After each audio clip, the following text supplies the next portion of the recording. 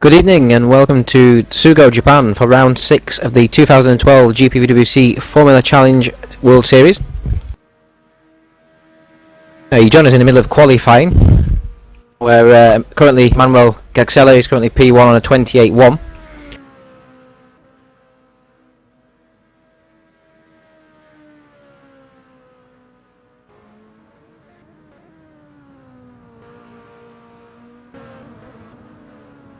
We're currently watching Jim Prix's Series P2 on a 28.2, so very close up front at the moment. We've also a new driver today in the Formula Challenge Series, for Torrent Motorsports that is. It's Georgios Manousoukis, I believe, and he's currently P3 on a 28.3. In the practice session we saw Jim Prix's dip below the 128s into 27.9 barrier, so we know there's more in this lap yet.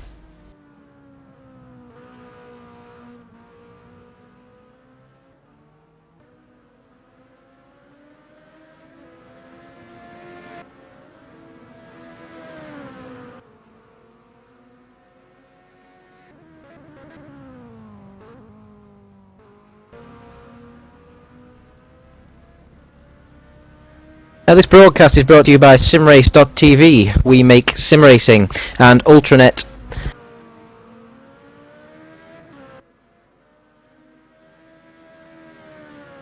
Ultranet kindly sponsoring us this season for this Formula Challenge Series.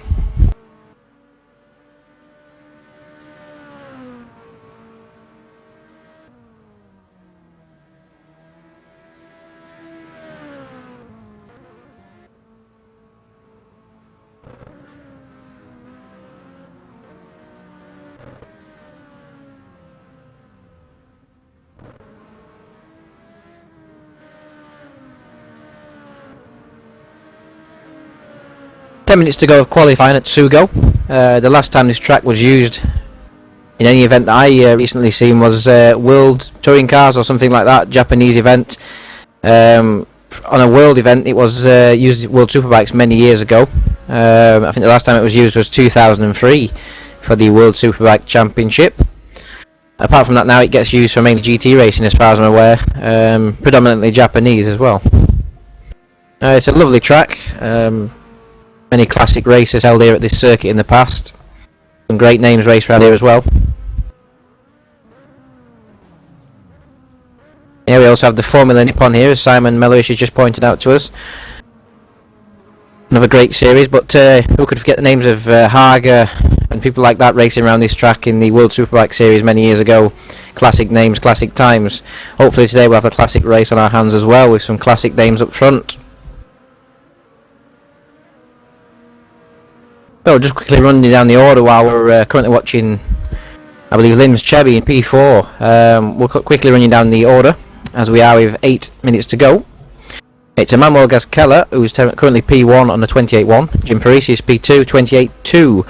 His teammate Georgios Manousoukis, 28.3. We have a big gap of nearly a second to P4 Lims Chebby, the man you're currently watching on your screens, for Tiger Express Motorsports, and his teammate backing him up in P5 on a 29.3. while Lims is on a 29.2. John McLean, P6, 29.4. Also joining him on a 29.4 is Roy Scroton. Philip Cullen, P8, 29.4 also, so quite tightly packed. When you drop outside top 5, it's a tightly packed midfield. Lee Massey, P9. Marek Skronowski, P10 on a 29.5. So 1/10 of a second could jump you up 4 places there, Marek. So it just shows how close this field is at the moment, with the exception of the Storm and Torrent Motorsports teams, that is. Just outside the top 10, I have Bass, Adrian McNaughton, Jeff Mead P13, Wesley Morris P14, Pavel Otnoski P15, Nigel McNamara P16, apologies there, that's a new name to me as well, someone's just hopped up. Paul Parkinson P18, Nick Phillips P19, Nick Newcomb, I believe a new racer driver here as well, P20, Marcus Sundstrom just jumps up to P18 but was P21, Miguel Macedo P22, Simon Crane P23, James Ross P24, and Chris Gray rounding out the top 25 currently, so another packed grid here in Formula Challenge. Looking forward to a great race as well. 2 races tonight actually. We have the first race, which is the feature race, which will be 27 laps, I believe, 27 laps tonight around this Sugo circuit. In that race we're likely to see pit stops. The majority of the time it's a one stop unless anything accidental happens, like losing a wing or you run out of tyres. That's probably not going to happen.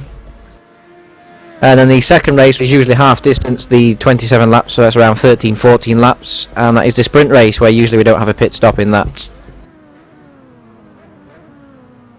Obviously there'll be no Yaltian tonight, since he's moved up to the Super League drive now, replacing Joe Consiglio for Nordstrom Motorsports number 1, or equal number 1 should we say.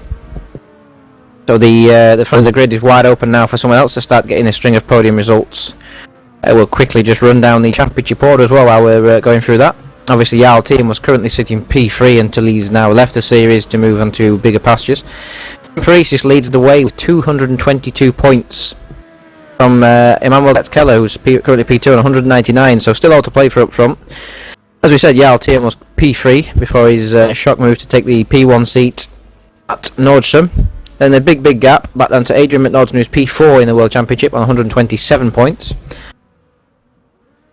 And from there on it really does drop off, so Jim Prix and Emmanuel Keller look like they're going to battle this out to the end, and to back that up they are currently P1, P2 in the qualifying session.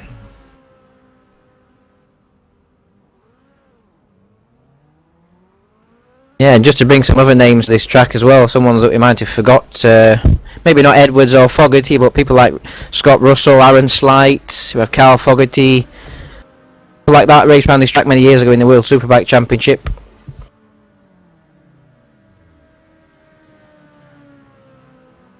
Obviously not in from the BMW cars, World Superbike class bikes. Jim Prix is currently extending his time actually onto a 27.7, so that's the fastest lap we've seen so far in this session. That is, I believe that's the fastest lap so far this week as well that anyone's done on the actual racing league. Now, can Axela respond to that? Jim looks like he's on the cool-down lap here, so we'll follow Gats Keller and we'll go on board with him as well as we ride through Sector 1.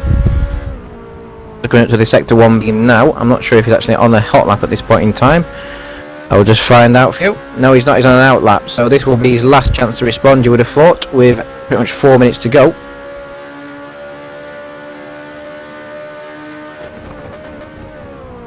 The Torrent Motorsport's looking strong now. Giorgio, who's currently P3, backing up his teammate Jim Prix, who's done a superb lap of a 27.7. Roy Scroton as well, who I must say was looking really competitive. In the practice sessions he was very quick, and I did notice him.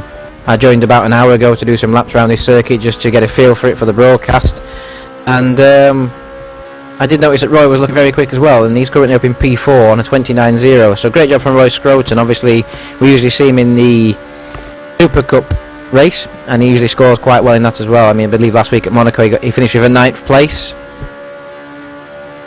So Roy looking more and more competitive as the season progresses. We're currently on board with Gats Keller, who goes through turn 1 now, using a lot of curb on the inside as you see, coming up to turn 2. Same again, lots of curb. Curb's quite big round Sugo, I did notice. One slight touch the wrong way and you can quite easily spin the car, especially in these curbs here where they're very high on the inside and very high on the outside. As you can see, he doesn't ride them too much. This chicane very tricky, you've got to ride a lot of curb, almost flat through there, usually a hesitation on the throttle just to make sure that you get through nice and safely. Again, using a lot of curb on the inside. Be careful not to run too much on the outside, otherwise you end up basically bottoming the car out. The same with that one. Now a long back straight. A lot of overtaking down this back straight, that's for sure, because there's a hairpin at the end of it which we're approaching now. As you can see, the braking markers, 100 metres, 50 metres, we slam on the brakes, get down the gearbox, usually into second gear I would have thought. Runs slightly wide there, Gus Keller. Got some traffic as well, which is not going to help him, but this is his first lap out and he's backed off. He has backed right off on this lap. Obviously knowing it's just his first lap on these tyres, which as usual take a couple of laps to come to full temperature. He's just getting out of the way now, like his teammate actually. Nope, he hasn't got a teammate tonight, so that's obviously just a similar looking car, but John McLean's moved up to P5 as well now on a 29.1. Jim Prix is still leading the way on a 27.7.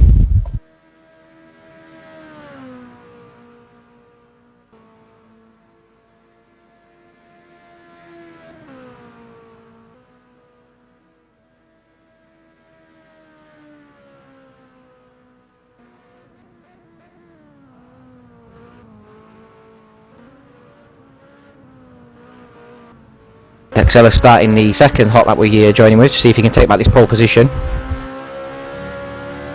Just found a track map actually which gives me the actual names of the corners as opposed to just corner numbers.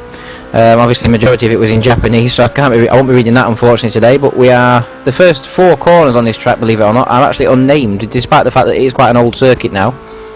As Gaxella is up on Sector 1 on Prix, so maybe he can respond to the pole time. Anyway, that was High Point Corner and Rainbow Corner we've just gone through. We're now into the long back straight, which doesn't actually have a name by the looks of this map. If it does, it's in Japanese, and unfortunately, as I say, I can't read that. Taking hard now into the Horseback Corner, I believe it's called. Now, this is a new section to the... No, it's not a new section. It just hasn't got any names either, unfortunately. He's lost 2 tenths for the middle sector.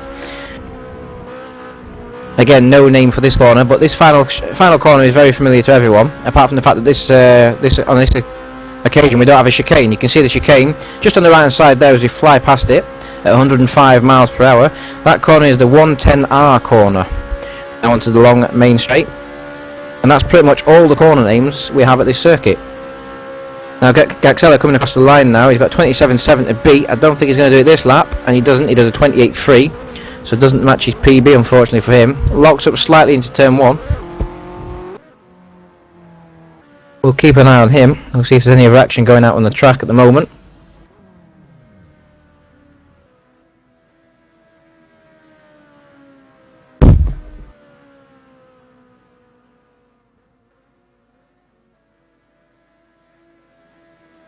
And it seems Gaxella has given up on that as well. Jim Prix is also in the pits now with 4 seconds remaining. Roy Scroton looking like he could improve, currently P4. He's slightly up on his own time. I don't think this will improve him in grid order because he's got a long gap to the car in front of 8 tenths of a second. But it would only spun actually, unfortunately, just as we go to watch him. Roy Scroton spins, but one man who could improve and also jump up in front of Roy Scroton, the man we've just seen, is Janne Varnenen, who's currently P5, just heading up now into the back section of the circuit, and he's nearly 4 tenths up on his own lap time, and only less than a tenth of a second off the pole position lap.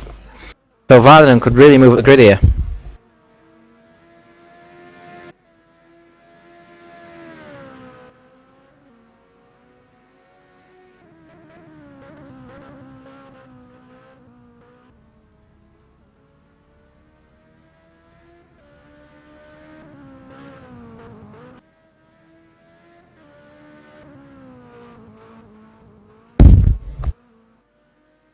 As I say, he's coming through the middle now. He's currently half a second up on his own lap time. Just got the long right-hander to the go. No chicane, obviously, this lap time. His foot will be flat on the floor, 105, 106. The engines don't pull too well over this long hill, as we see Varnenen come over it now, over the crest, underneath the famous bridge. And there we go. In the background. As he crosses the line, will Varnenen move up? I'm expecting P3. No, he goes P4. Loses slightly too much in the final sector there.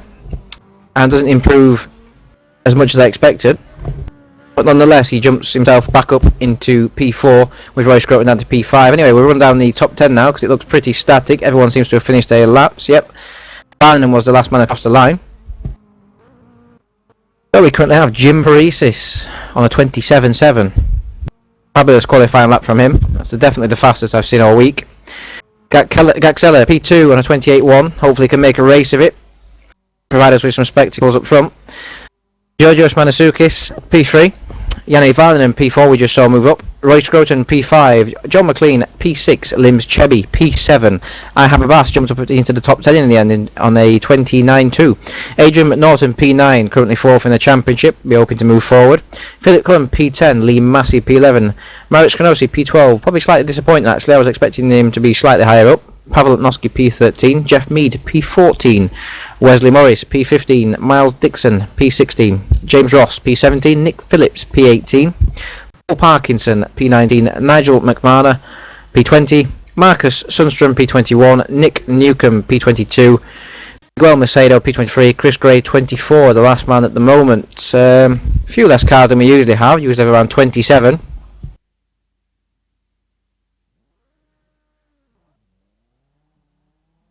But still, nonetheless, 24, 25 cars is very good indeed.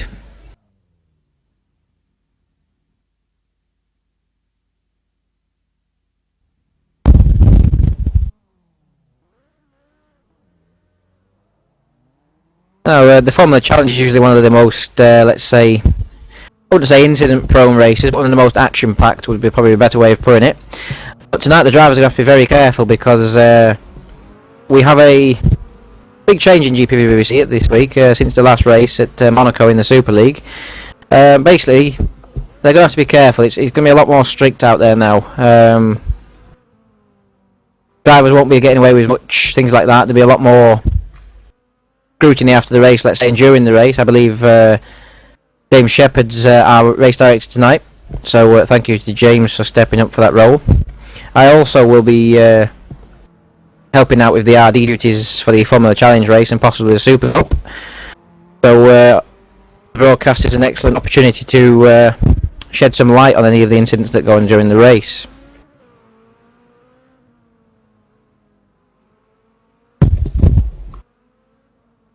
So we're into warm-up now. We've got 8 minutes 55 seconds until the race starts. I've been informed that it's not James Shepherd who's the RD tonight, so I'm not exactly sure who that is, but I'm sure someone's watching, keeping a watching brief. And yes, we are missing the 2 midnight cars for 2 weeks in a row. It's a shame they don't miss the, this is from my perspective, it's a shame they don't miss the Super League race as often, but it made my life a lot easier, that's for sure. But I doubt that's going to happen.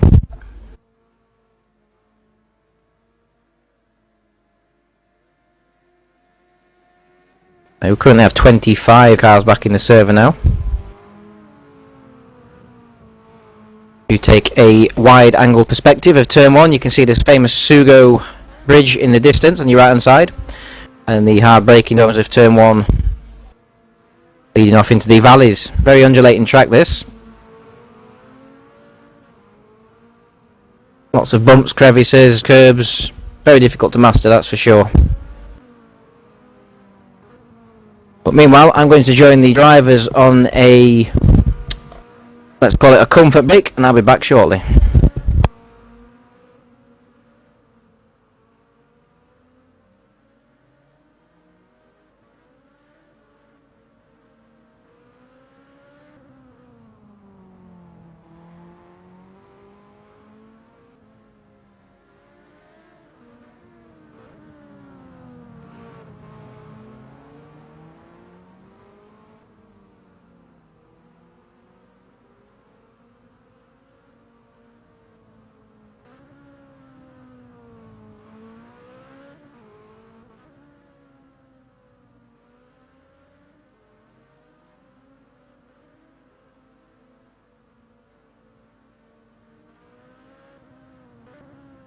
And we rejoin you with 6 minutes 48 seconds to go. I've just found out it's Chris Williamson who is our race director tonight, so thank you for Chris.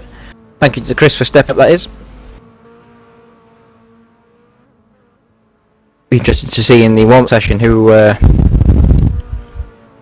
gets the feet on the ground and gets the race pace sorted, because obviously coming from a qualifying spec car to a race spec car can sometimes be a little difficult. So we've got 10 minutes to do so.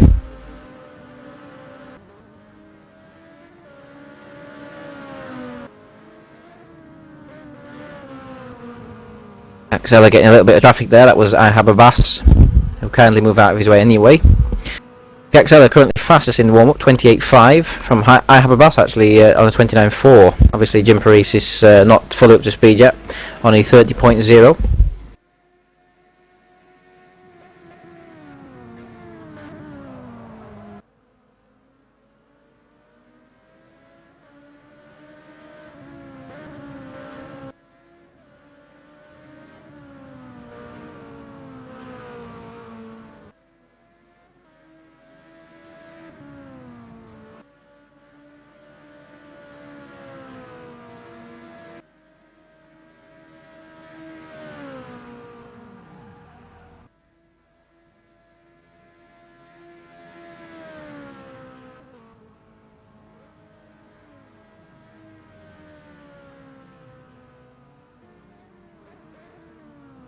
Another significant point tonight as well is the fact that Storm Racing only have one driver by the looks of it tonight, and that's quite significant in some ways for the Constructors' Championship, because Motorsports currently lead away with 340 points, but they're only 14 points in front of Storm Motorsports. Obviously, with the new arrival, or I believe the new arrival of the new Torrent Motorsports driver, which is I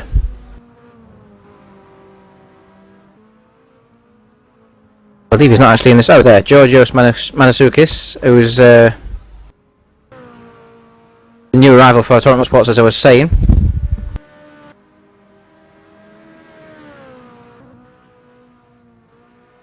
I do apologise, Adrian McNaughton is obviously the second Storm Racing driver. Just couldn't quite see his name there and the team he raced for. So Adrian McNaughton, obviously, he was inside the top 10 in qualifying, so he's there to back up his teammate in some respects, but there's a new arrival at Torrent Motorsports.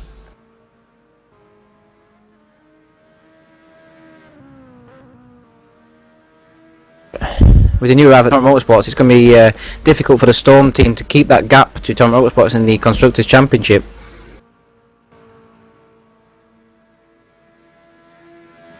It was Ari Nijmenen who was the previous driver for the Torrent Motorsports team.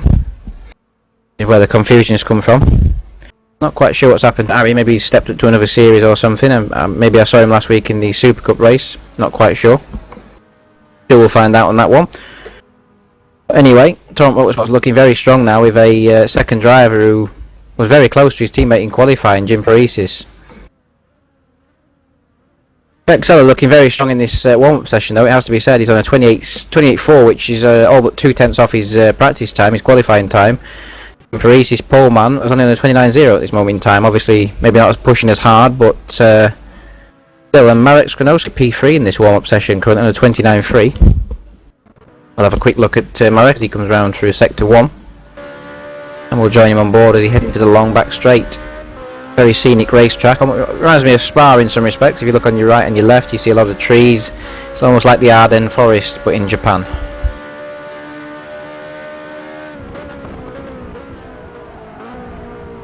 Always nice to come to a lush racetrack, let's say, rather than the bland modern racetracks. These racetracks, obviously classic circuits. As Marek gets very wide onto the curb, then you can see exactly what that did to the balance of his car. But yes, getting to the point. The modern circuit is very bland, very dusty. You come to somewhere like this, it really opens your eyes and makes you realise how beautiful the old circuits are.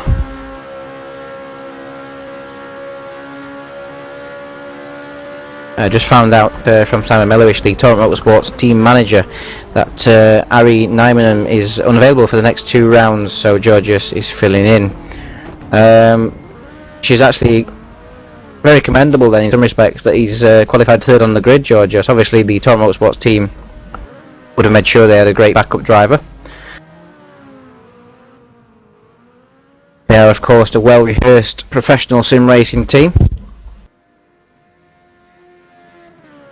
And they could quite easily extend their lead in the Constructors' Championship today, depending on what happens with the Storm Racing team drivers.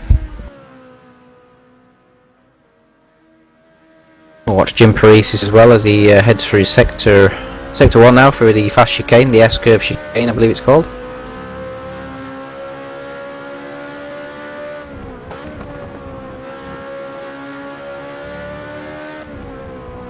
He did go fastest the previous lap round as well, on 28.3, so but interestingly though, it's only half a tenth to a tenth of a second faster than Emmanuel, who's only just slightly faster than Georgios, so it's very close up front. And then once again a second gap to the 4th place car, so the podium position looks almost locked out straight away, unless something happens to the top 3. I don't see anyone else challenging at this moment in time. It looks like the top 3 are going to run away with it. Especially Jim Paris and Gasquello, as Jim gets very sideways off the curb, and you can really see how easy it is to make a mistake around this track. If you touch the curb, that's it, the balance of the car completely changes, especially with how high they are. As Jim comes around the final corner now, this will probably be his last lap, and he's probably going to head into the pit lane by the looks of this line he's taking. Yep, here we go into the pit lane. Very, very fast into there, that's definitely not the way to do it. Jim surprising me there as well. Obviously just practicing the limits of the circuit. Now's the time to do it, because you wouldn't want to do that in the race, that's for sure.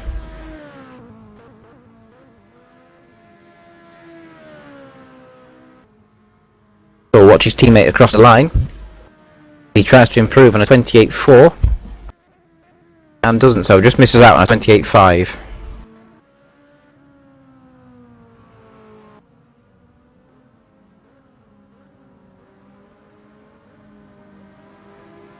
I'll remind you again, if you're currently watching live on this broadcast, if you have any questions for us, any comments about the broadcast, or myself, please get them in and we'll read them out on live air for you.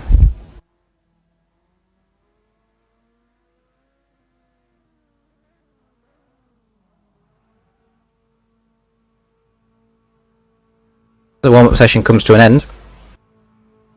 Nothing significant in that session really, the usual suspects up front. But the surprise of the warm-up for me was Marek Skronowski up in P4, faster than a lot of the drivers he was out-qualified by. And I believe that lap time is faster than his qualifying laps, and maybe he didn't have the best of qualifying, let's say. Could have had some traffic, could have had a mistake, it's very easy to make them around here.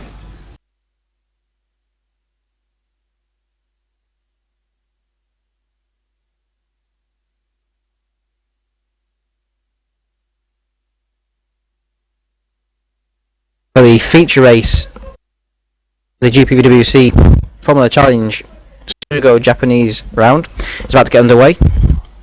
Waiting for the grid to be all sorted out.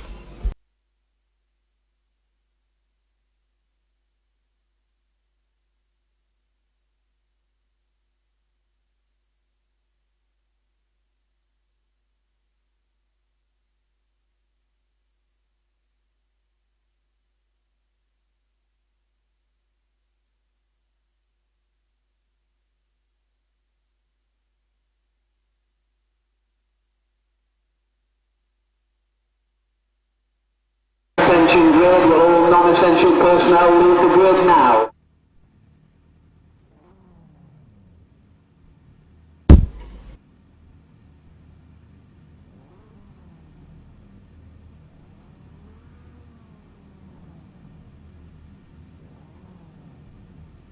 So the grid is about to line up. We have 10 seconds until the race start.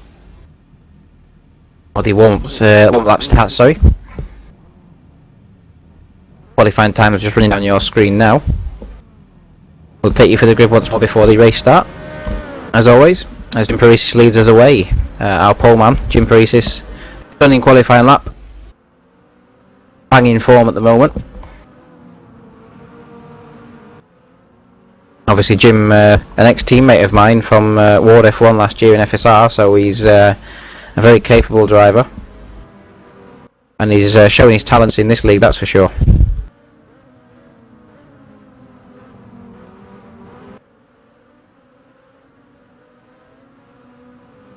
Obviously last time out it was a Torrent Motorsports 1-2 with Jim taking the victory from his teammate. Very comfortable victory it was as well at the Hall circuit.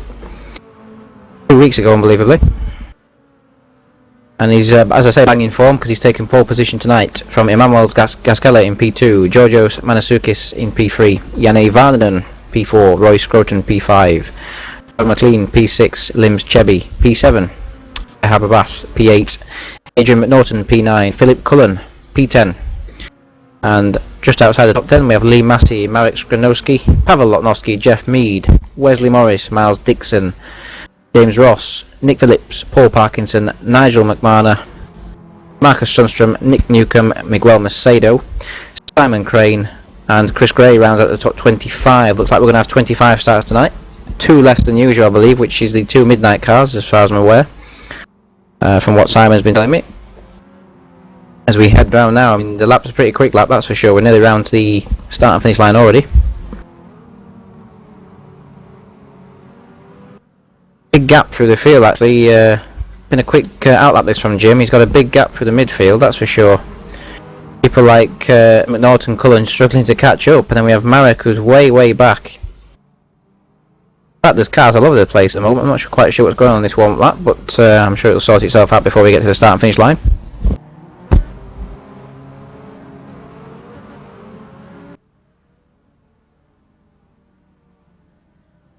We have a disconnection, actually, I believe. Someone's left the server because there's only 24 cars now. Not quite sure who that is. It's not any of the top 10, that's for sure. There's Jim desperately trying to get some heat into his brakes and tyres. You see him weaving about there. He lines up on the grid now.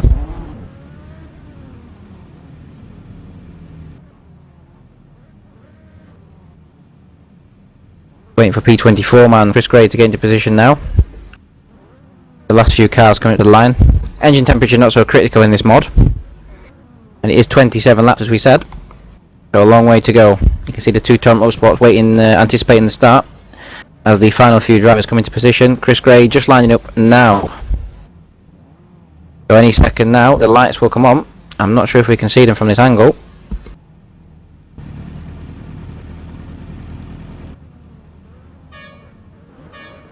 The lights are on. We have 3 lights, 4 lights. And the race is going. A great start from Gaskelli. You saw that straight away there. Gaskelli was early on the power. And takes the lead into turn 1 as we head down. We've got a great view to see if any trouble happens in turn 1 here.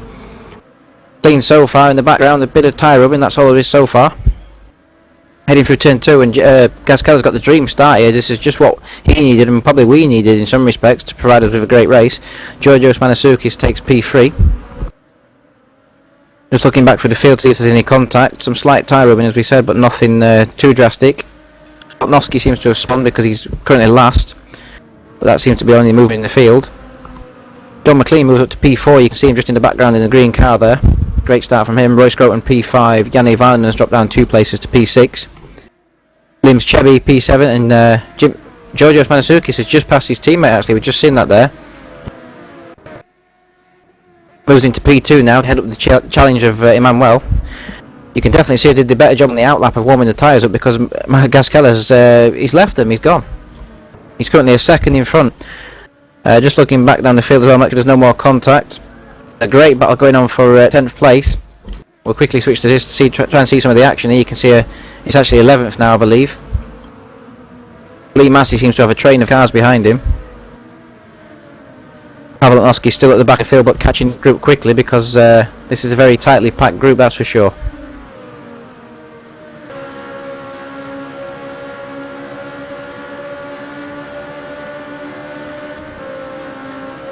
We're now on board with Lee Massey and you can see on our outside that is Phil Cullen trying to go on the outside into turn 1. Very risky move that. Doesn't work out.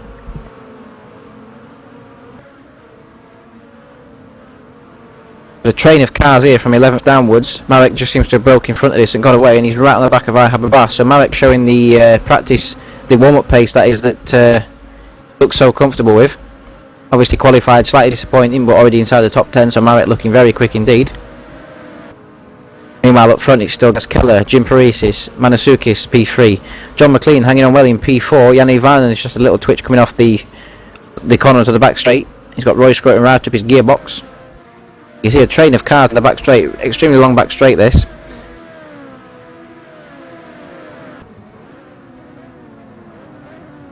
Marek now right on the front of us, so Marek seems to have had a problem somewhere as well because we've caught him up very quickly, as you can see in front.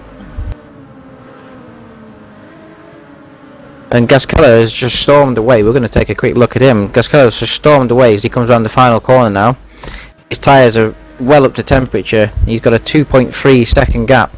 As the two Torrents were squabbling on lap 1, on lap 2, Gaskeller's made the most of this and he's pulled away. And you can see just in the background there, we can barely see the two Torrent Motorsport cars in the distance. As Gaskeller sets the fast lap of the race on a 28.5. Competitive lap time, the fastest in the warm-up was a 28.3 I believe. Take a quick look back through the field, make sure nothing's going on.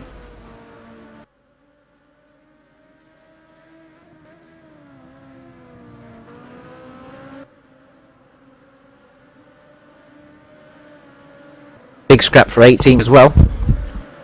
Paul Parkinson currently holds that position, and in the background there's a spinner. I'm going to check who that was. There's a big spinner in the background there. It was Miguel Macedo, Nick Newcomb, and I believe them two are teammates. The two FA Racing guys getting caught up together there. That's unfortunate for them. But Paul Parkinson currently holding P18, and he's just in front of Simon Crane. And who was that off the side of the track there? That was Nick Phillips, was it? Yep, Nick Phillips has dropped back as well there, unfortunately.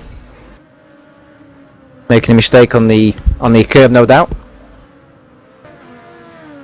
Yanni Varnon trying to take back his P4 position, and he does so around the outside. Brilliant move there from Yanni Varnon. He just caught the end of it there. John McLean on the outside trying to take the position back and does so. So that's two outside manoeuvres in two corners there. So great racing from these two guys. Obviously Roy Scroton just moved on to the back of them now. John McLean 7 seconds off the lead now. And the lead is closing up, that's for sure, because Gaskella's not all his own way this lap. We'll keep an eye on this battle for 4th place, but Jim Prix, I believe, will just about to set the fastest lap of the race as he comes across the line now.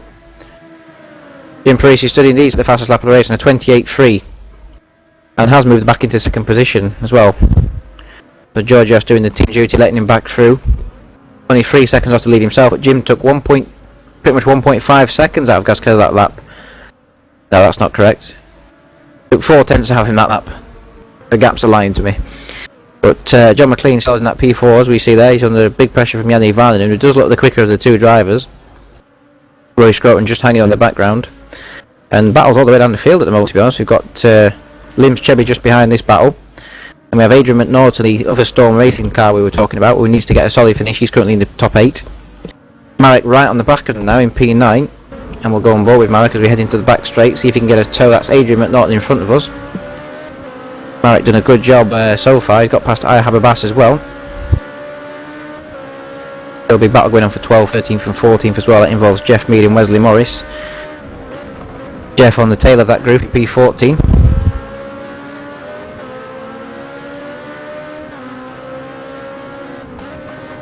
Expect to see the pit stops distributed evenly around lap 13, 14, 15. Someone might stop early if they're stuck in traffic. The P4 battle is raging as we go through the final corner. We're on board with John McLean looking back. You can see Varnen trying to get a run. Also Scroton in the background looking very competitive as well. And Scroton looks like he's got the best run of us all here. So we could see Scroton pop out the slipstream as we head into turn 1. But the only problem is Varnen's also got a tow. And he's closing in now as well as we go into turn 1. Gap down to the front. Gap down to the leader from Jim Parisi is 1.2 seconds.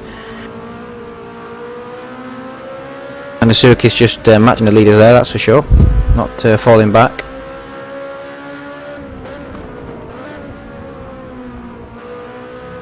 Keep on this battle as Groton looking like he's just sitting waiting for these two to duke it out.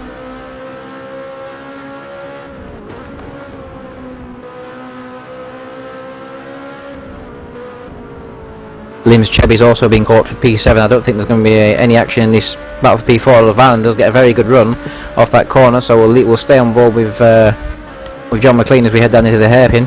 We saw Varnen try a pass on the outside last time round. Will he try the same again, or will he launch from down the inside? No, he takes a sensible approach and brakes earlier than McLean that time. And we'll quickly switch to the P7 battle. As you can see, this is on board with Lims Chebby looking backwards now, the second of the Tiger Express cars. And we have Adrian McNaughton, Marek Gronowski and Aya Hababas right on the back of us now.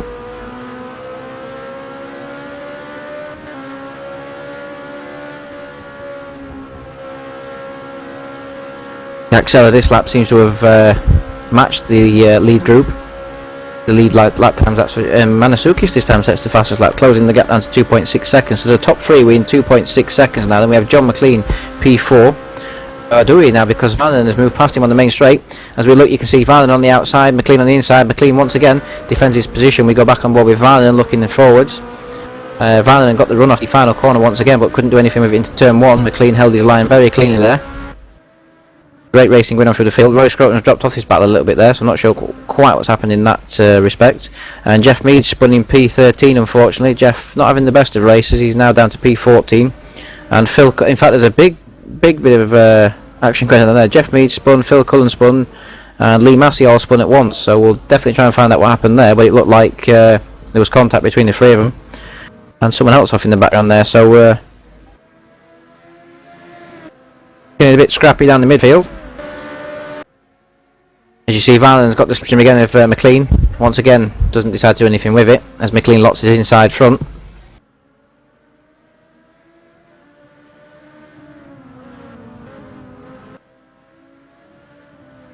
Alright, Skronosi's managed to fight his way through to P7 now, as he gets very wide on the curb, and he's going to lose that P7 as we see Lims Chebby takes it back. He's going to lose all the positions he's just had to work for. Marek did get up to P7 and now he's spun. Unfortunately, you can see how high the curbs are. The curbs caught him out completely. I thought he was going to rejoin in front of Chris Gray, but unfortunately for us he doesn't, but he nearly takes out that was Chris Gray actually coming through there. Wesley Morris was the first car, but Marek dropped right down to P13 after that. He's lost a good 15 seconds there, unfortunately. But that just shows what the curb can do at this track. And Vananen still cannot get past. As we just look at the top three, you can see there Gaskeller, Prix, Manasuki's P3. We'll quickly switch to the P4 because this is still raging. Vananen's just tried into turn 1 once again. Couldn't make the move stick. Had to set him up for all the exits there. You've seen him square the corner off, trying to get a better run through the chicane. Exactly what he does is McLean gets a bit of a twitch on there. And now Vananen is in the perfect position. All he needs to do is just stay close for these two right-handers. Especially this next one. He tries to square the corner off. You can see there he dropped back a bit on the entry but gained on the exit. And he's got a good run down this back straight now. He's well in the slipstream. The Formula BMW cars don't offer much aero advantage when you're behind them, so he's not closing up too much, but you can see he's still closing. Will he have a lunge? No, he thinks better of it. McLean still holds P4. Roy Scroton just in the background of this now, about a second off this battle, so not quite got the pace to keep with this as McLean gets very wide there onto the curb, nearly spins it, and Vananen's trying to go on the outside. We can see now Vananen's got the inside line, and Vananen does take that P4 there, so a mistake from John McLean there. But now McLean will probably have the better run off the corner actually, because he had the outside line, whereas Vananen had to take the inside. So we're now on board with John McLean, obviously trying to fight back for our 4th position. He's got a good toe here actually. His car's a lot more efficient in the draft than Vananen's was. As we close up down to turn 1, he's definitely going to try a lunge, that's for sure. He goes down to turn 1, he does lunge on the inside, and he takes the position back. Vananen force wide, very clean racing between these two.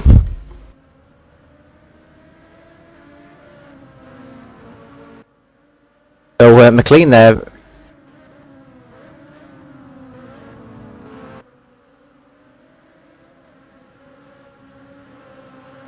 taking the position back.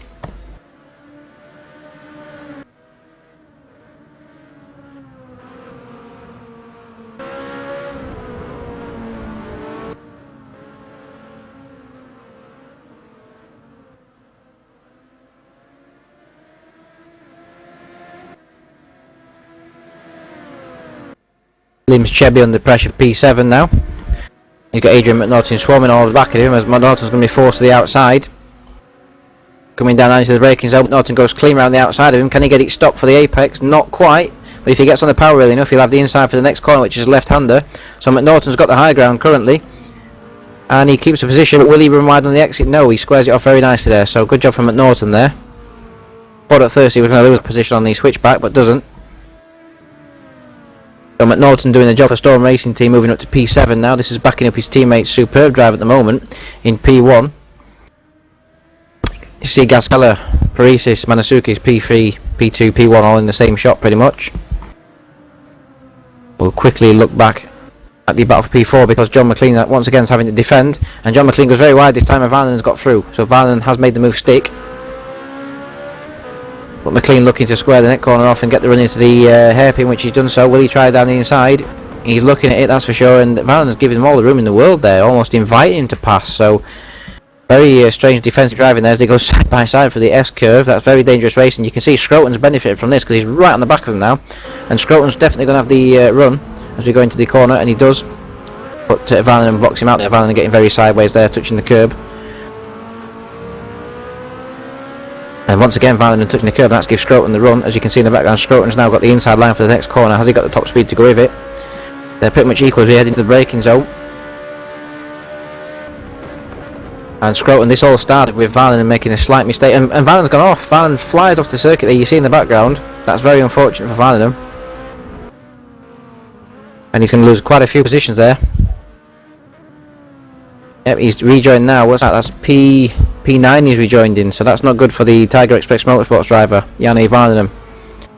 And Jim Parisis sets the fastest lap on a 28.2 to close the gap to the leaders to less than a tenth. And you can see as we go into turn 1, the leaders are right together. Gaskeller's had a poor lap. Gaskeller 29.2, very slow lap from Gaskeller, and he's got Jim Parisis swarming over the back of him.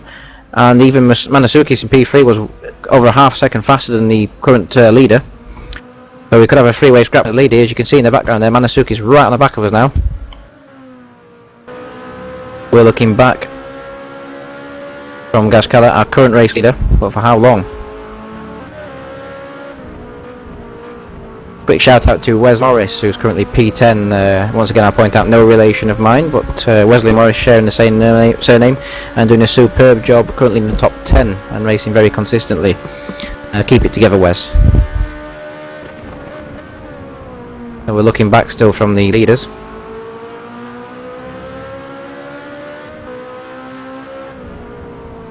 Yeah, indeed. Simon's pointed out to me that third place has gained quite a lot of time in the last few laps, and that's definitely true because Gas Keller's had a poor run of laps. Let's say he's dropped off into the low 28s, sorry, the high 28s, low 29s, whereas Prix is well, the last run was the fastest lap of the race in a 28.2.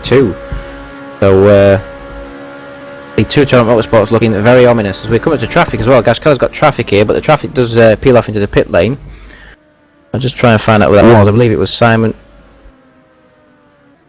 No, it was Nick Newcomb who was currently 2 laps down, was having a struggle in this race, that's for sure. As Gas Keller's got more traffic in front of him as well now, unfortunately for him. And this is Simon Crane, I believe, in front of them. Who gets very wide in the corner in front. Jim Prix is looking for a way through. We'll go on board with Jim and see what happens, see what decision Gas Keller makes as he comes up to the back marker now of Simon Crane. Hopefully Simon will get well out of the way because we don't want him balking to part off the lead. And unfortunately he's balked quite significantly there, and this is going to give Jim the run. He does get out of the way eventually, but that's give Gas Keller a headache now as we head to this back straight because he's going to have Jim Prix swarming all over the back of him once again. And we should take a look behind because you can also see Jim Prix, his teammate there, Manasukis, has still got to get past that back marker as well. Jim Prix is closing right up on Gas Keller though as we go into the braking zone. Gas Keller goes across to cover quite late though and does defend the line. But Gas Keller retains the lead. But for how long? Because the two Torrent Motorsports cars looking very competitive indeed. And you can see Manasukis right on the back of this battle now. He's cleared the back marker.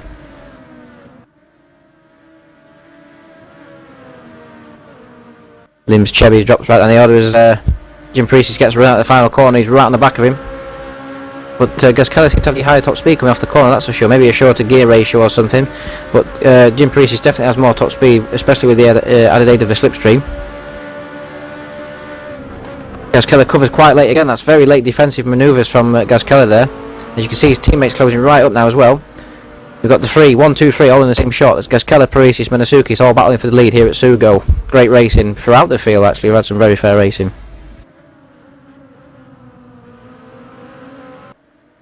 Adrian McNaughton up to 6th position now, with the demise of Farnan and various other drivers around him.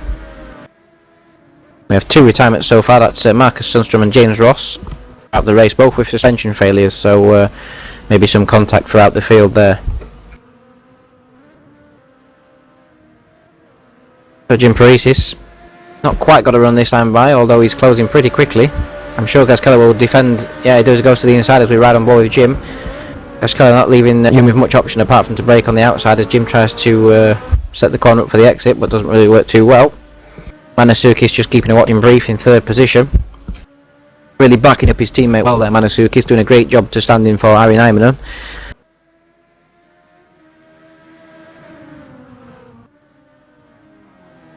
And Jim Prix has spun. Jim Prix has spun. This is he spins out in P2 but manages to keep going, and unfortunately it's his teammate who comes off worst.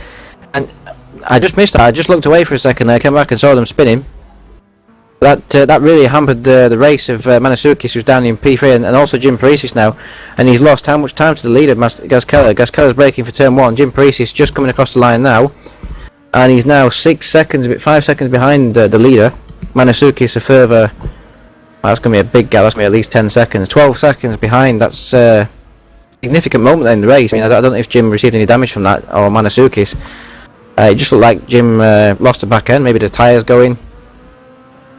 I don't believe there was any contact there. Try and find out what just happened. So that's a shame because we had 3 cars battling for the lead there. I'm just watching the replay, and he made contact with Gas Keller's rear end. Jim went into the corner way too hot and clipped the rear end of Gas Keller, which sent him into a spin. So that was all Jim Prix' fault, unfortunately. Very rare error from Jim, that has to be said.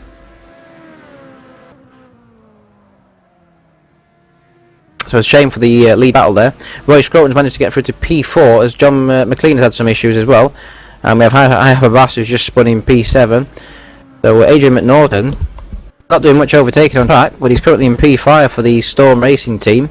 And this will significantly help their Constructors' Championship gain because with the Torrent Motorsports just wiping each other out in the final turn, this gives Gasquella a superb chance to win this race, and I'm not sure if Jim Prix has got damage actually, because he's losing a lot of lap time to Gasquella. He's now 8.4 seconds behind him. So Jim may be struggling with that car slightly. So dream ticket for Gasquella, who's currently looking at the gaps now. He's 7 seconds, so Jim's pulled a bit back on that lap, on the final part of the lap.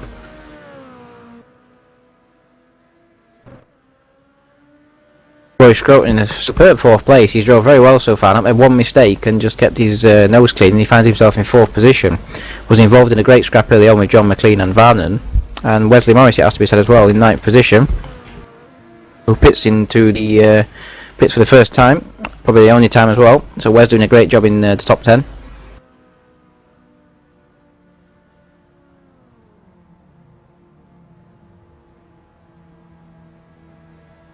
I have a Bass also pits, so the first of the scheduled pit stops, let's say, now taking place.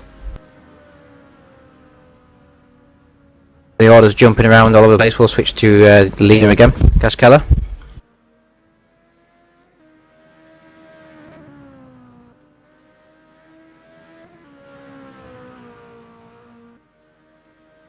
Yeah, this is a dream ticket for Gasquella if Jim Prix has got damage, and Jim's lost another half second on this lap to Gasquella as Gasquella pits. So we joined him at the right time as he comes into the pits.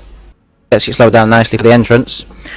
Keep an eye on Jim Prix, and Jim Prix also pits. So the up 2 come in. Manasukis looks like he's going to continue through, and does so, as you'll see him flash underneath your screen any second now. There goes Manasukis through the lead. And Jim Prix is also in pit lane just behind, so if Jim did have some damage, it may take a slightly long time to repair in the pits, if he chooses to repair it, that's for sure.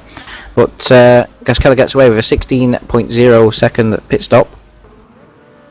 Jim Prix gets away just not too far behind, so not a longer pit stop there for Jim. Roy Scroton moves into a fabulous 2nd position currently, obviously yet to pit, but Roy doing a great job, very impressive driving from him, very consistent. We watch Gasquella come out in 3rd position, Jim down in 5th, just in front of the 2 Tiger Motorsports actually. If we look from the back from Jim's obviously got that's telling me the wrong information there. We're looking back from Jim Prix, now you can see he's got the 2 Tiger Motorsports behind him, who were all, and in the background there, is that Marek as well? And one of the Tiger Express Motorsport spins, that was Yanni Varnon, once again making a mistake. He's not having a good middle of this race, that's for sure.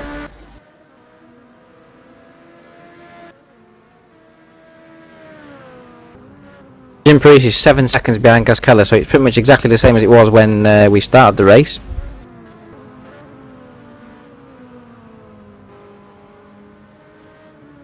People really struggling with this circuit. Manasukis enters the pit lane. Now he built up quite a little lead for his teammate there. Obviously his teammate came back out on the new tyres. Manasukis pits from the lead, but will undoubtedly hand it back to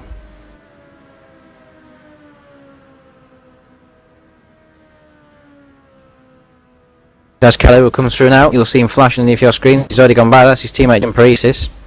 We go back to P1, who's currently Roy Scroton actually, who hasn't stopped yet. Got a 4-second gap over Gasquella. Roy Scroton playing the long game here.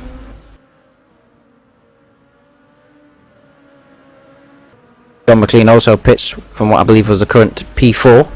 No, it's P5, P6 range at the moment, because he did have that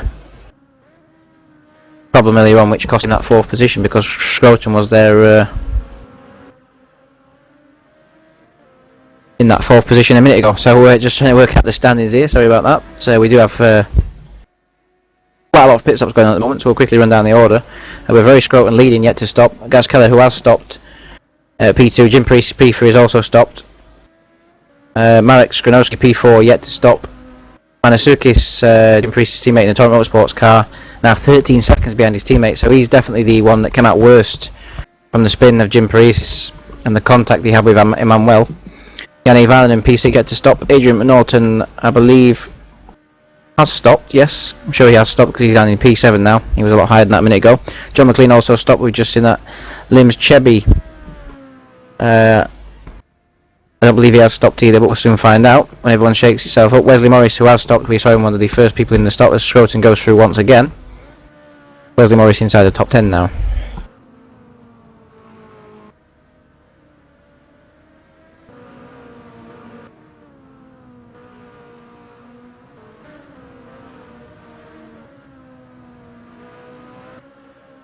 Checking out the gaps actually, Jim's gaining quite a lot at the moment. He did a 28.8 last time round, and Gaz Keller did a 29.9, so 1.1 seconds of Gaz Keller's lead disappeared there in one lap, so possibly it's race on yet again.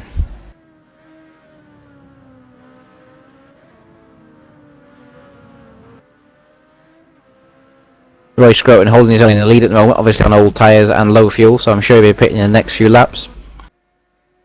Meanwhile, Gaz Keller stuck in traffic. Jim Prix has also got a lot of traffic to lap in front of him. It'll be interesting to see this time by if Gaz Keller can respond, as we just see someone spinning in the background there.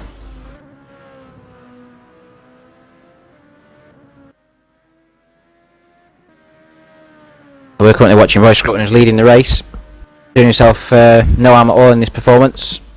He was solidly in 4th position before his pit stop. It'd be interesting to see actually if he can get anywhere near Manasukis when he comes out this pit stop. So a 25-second gap over Manasukis. Manasukis has had to cope with traffic and new tyres, which are very cold, as Roy Scroton pits from the lead. As you see Gaz Keller there in the bottom of your screen going through into the lead now. Jim Prix is also heading through. We'll check out the lap times this time by. Gaz Keller did a 29.2, which is still not that fast, and Jim Prix is 29.0, so only 2/10 that time by. We'll switch to the leader. Manasukis goes past and retakes his 3rd position. Roy Scroton just leaving the pit exit now, so it was close indeed, but just not enough there for Scroton to jump. And that means Georgios Manasukis moves back into P3, but now 20 seconds behind the leader, so no hope of catching them. But Jim Prix still does have a hope. He's only 5 seconds behind with 10 laps remaining.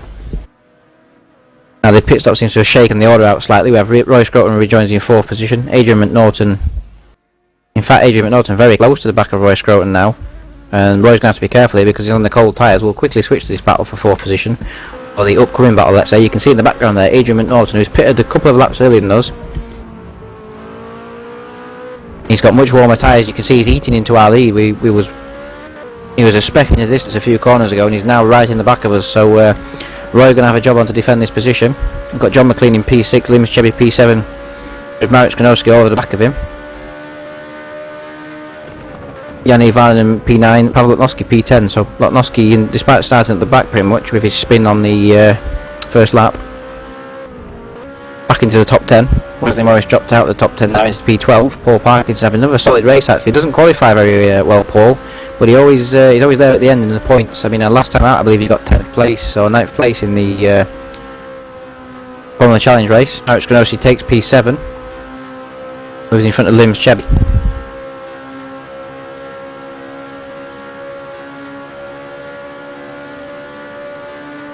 Gap for the lead does actually extend that time round. Gaz Keller did a 28.6. Jim Prix is 29.2, so we're not sure if Jim had some traffic there. Didn't look like it, but now the gap now 5.6 seconds. So Jim got a job on to catch, as we still see McNaughton closing in on us for this P4 position.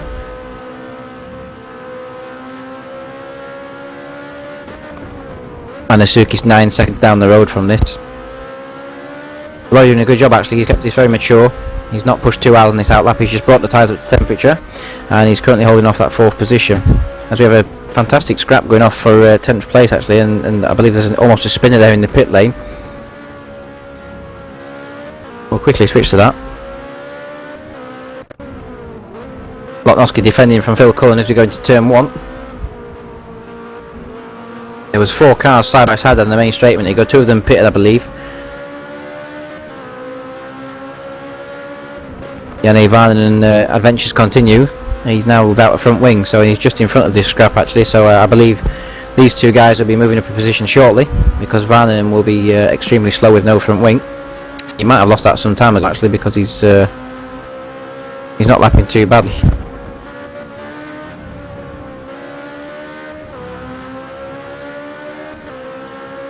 But Norton looks like he's had a spin or a half spin or something, because he's now lost a good second to Scroton, who now solidifies his 4th place. So Roy doing a great job. Only 30 seconds off the lead, so Roy, very impressive drive. And you can see there very closely Lotnowski defending from Phil Cullen. Marlon just down the road from us, he's basically just gone through the corner in front. Will he pit for a front wing change, or will he decide to go on soldier on and try and get to the end? He's currently in 9th position, so he'll still be in the points. If he pits, he will not be in the points, so it's maybe worth the risk. And he does continue through, so Yanni trying to close out this race with no front wing. As you see, Lotnowski defending now from Phil Cullen. Phil Cullen's got the inside line. We'll look on the external view. Phil has the inside line now. You can see him breaking down the inside there. Lotnowski tries to hold him off on the outside. Slight bit of contact there. That was strange. It was like Cullen locked his inside wheel too much there and panicked on the brake pedal. Lotnowski kept his head and kept it around the outside and keeps his 10th position. Behind this battle, Wesley Morris struggling to hang on to the back of them.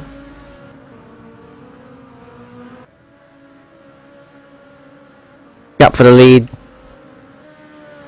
It's staying around the same actually, 5.4 seconds, 28.7 from Parisis and 28.8 from Gasquella, so very similar lap times up front, not much change at all.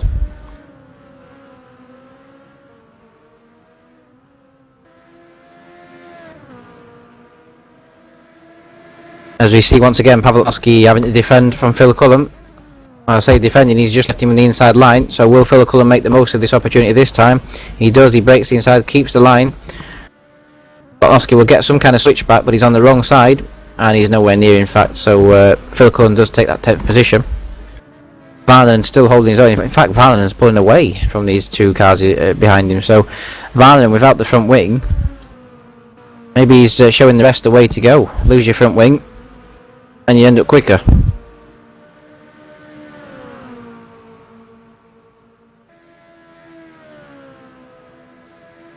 Going ball with Lotnowski as he tries to retake. He's got great straight line speed. You can see with the slipstream.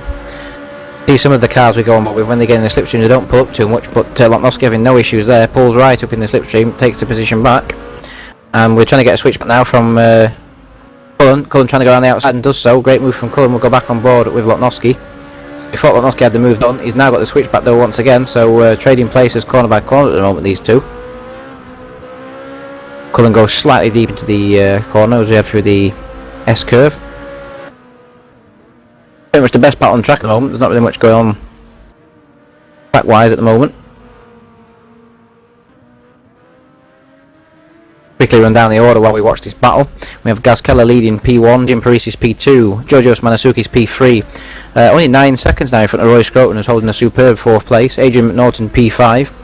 John McLean P6, Marek Skronowski P7 has fought his way back up after a difficult race so far. Lotnowski looking down the inside but decides to think better of it. James Chebby P8, Yanni Varlanen P9. Philip Cullen and Lotnowski the battle we're currently watching.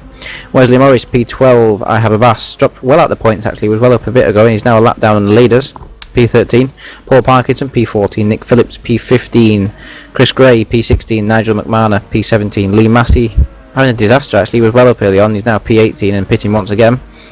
Nick Newcomb P19, Jeff Mead has called it a day, along with Simon Crane, Miguel Macedo, James Ross and Marcus Sundstrom, so not a good race for them 5. Jeff seemed to be struggling around the track as it was, so maybe, not sure if he just called it a day, I don't think he's a quitter, so possibly just had an accident or something. We're quite spread out at the moment unfortunately, so not the 3 wide battling we had earlier on with the leaders, it's now settled down slightly. We'll quickly switch back to the lead. Luis Gasquella and give him some air time because he's drove superb so far in this race. Last lap round 29.0, Jim Parisis 28.6, so 4 tenths there and it's only 4.7 seconds, so Jim's still got a chance, but with only 5 laps remaining it's doubtful whether he can close that gap, and it's expected that Gasquella now is just coasting and basically pacing himself. And you can see also that Gasquella there did have some traffic to pass on that lap, which could have contributed to the gap coming down slightly. We'll see when we go for the first sector if the gap comes down at all. And now it's gone up by 3 tenths, you see there, 4.9 seconds now the gap.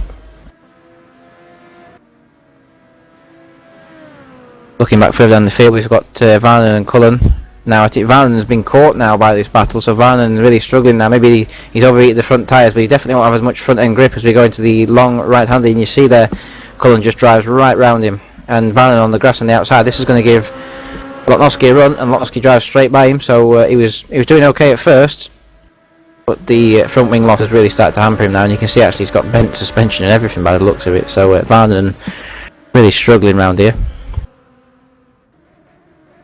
Still, perseverance may bring him a couple of points at the end of the race. If these two get any closer, Phil Cullen and Lotnowski, if you see once again together, providing the on-track entertainment at the moment, because at the moment this is the only battle on the circuit.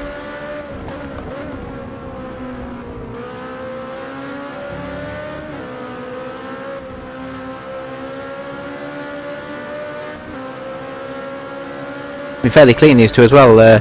Cullen obviously one of the respected members of the community, let's say, because he's a race director, so I'm sure he'll be scrutinising Pavel very closely in this battle, making sure he abides the racing rules and regulations, which so far has been down to a T. Wesley Morris dropped right off pace now, unfortunately. He's dropped 9 seconds behind this battle, so Wes looking like he's not going to get a point finish unless these two come to blows. And unfortunately Lotnowski just spun, so you probably just saw that on board there. So Phil Cullen now, that ruins the only battle we had on track at the moment, so it's slightly even more spread out now. Lotnowski rejoins just in front of Wes Morris. I did say Wes will struggle to get a point unless one of these two messes up, and that's exactly what's happened. If you look at Lotnowski now, you can see him there, he's got Wes just behind him in the white car. Gap for the lead stabilised at 4.7 seconds once again, so no action up front unfortunately. Roy Scroton, he's coming under a little bit of pressure from Adrian McNaughton now, who's 2 seconds behind him. Obviously we saw two get very close when Roy was on cold tyres, but now the tyres are starting to wear off a little bit. Adrian McNaughton is closing back up on him, so we could have a battle for P4 developing. Marek Skronos is also closing down quite quickly on John McLean for P6, so Marek looking like he could get a possible points finish, as Lotnowski will switch away from that because he's having a venture of his own. Not quite sure what he's doing there, but obviously not enjoying the car at the moment. And Wes is off. Wes is off as well. I'm not quite sure what happened. I'm not sure if there was contact, but Wes has spun once again. So at the moment it's looking like the battle's only going to be for P4 or possibly P6, and the one that's looking closest at the moment is P6 and P7. Still a good couple of seconds apart though. We'll quickly look at John McLean, who's just had to lap. Not sure who that is at this moment in time.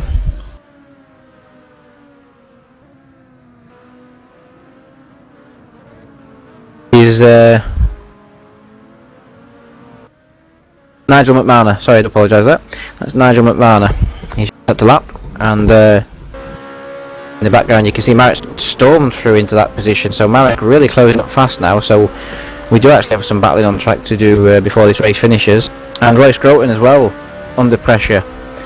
So we'll quickly look at that as well. You can see we're on board with in fact Roy Scroton's moved to P3. Manasukis has spun. Manasukis has had a spin or something, because Roy Scroton, I thought that looked a lot closer than it was a minute ago. Roy Scroton moved into P3. Manasukis has spun. I'm quickly going to try and find out why.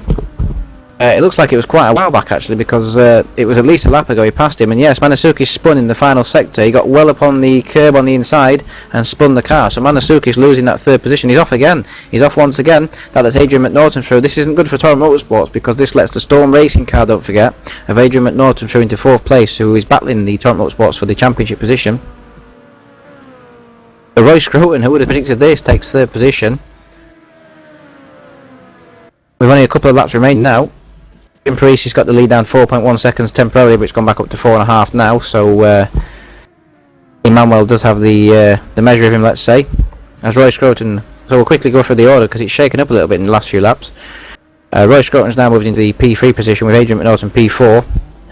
Manasukis is P5 and well off this battle now, so it's looking like we will have Roy Scroton and McNaughton scrapping for that podium position possibly, because they're still quite close together. Marek Skronosi now still pretty close to McLean, but not able to do anything about it. Williams Chevy P8, Phil Cullen P9, and Yanni Vanden still struggling on actually with that broken front wing, or lack of front wing, and he's currently P10.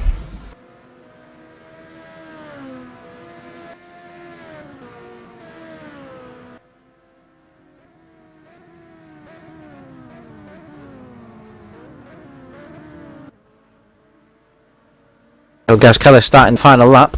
We'll quickly just switch to him in a moment, but we'll just keep an eye on the other battles temporarily.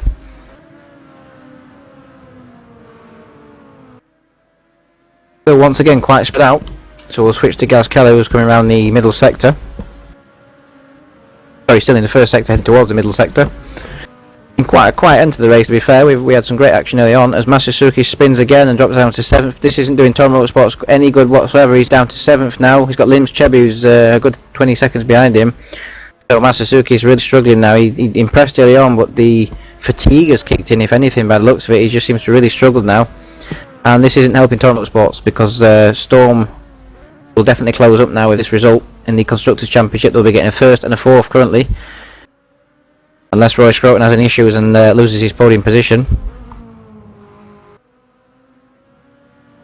John McLean spins, which lets Marek Skronowski into 5th place. That's already happened, so Marek's gone past John McLean, so John also struggling with tyres. Anyway, we go back to the leader as Emmanuel Gazkeller comes around the final corner. For the final time, been a pretty solid drive for Emmanuel, no mistakes, kept his head under pressure, and it was Jim who made the mistake, and he's going to take a fabulous victory, despite not being the fastest driver. Emmanuel Gazkeller crosses the line, take victory. 2012 GPVWC Formula Challenge Ultranet Japanese Grand Prix feature race. Remember, we've still got the sprint race coming up. Jim Prix takes 2nd position, and we're going to cheer home Roy Scroton who's coming around the final sector now, because for me this is the drive of the race. Roy Scroton, the most unlikely podium member you'd probably think of in this race currently. He's not a person you'd associate with the podium very often, but he's driven out of his skin this race, and he's going to take a well-deserved 3rd position as he comes round the final corner. Got Norton less than a second behind him pretty much, but it's not going to affect the result. And Scroton overjoyed with that result. You can see him coming across the line. He was weaving slightly, celebrating with his pit crew alongside the start and finish straight, and he takes 3rd position. Adrian McNaughton takes P4. Marek Skronowski is coming across the line in the 5th position. We'll just watch him across the line. A good recovery drive from that earlier mistake he had. Could have had a podium though by the looks of it. And once again a mistake cost him. Marek takes 5th position. John McLean is going to take P6. He comes across the line now. Lost out in the end. He crosses it on the grass. Obviously not impressed with that result at all. Georgios Manasuki comes across the line in P7. Slightly disappointing from his earlier race pace, but possibly had damage from the incident with Jim Prix. Very unlucky there. Lims Chebi P8. Phil Cullen comes across the line after a hard-fought battle with Varnon and Lotnowski and takes P9. And Varnon is off in the final corner. This could give Wes a chance to close up, but Wes is too far behind. So Varnon, despite the fact he's got no front wing, is still going to get in the top 10. So, very interesting way of finishing the race.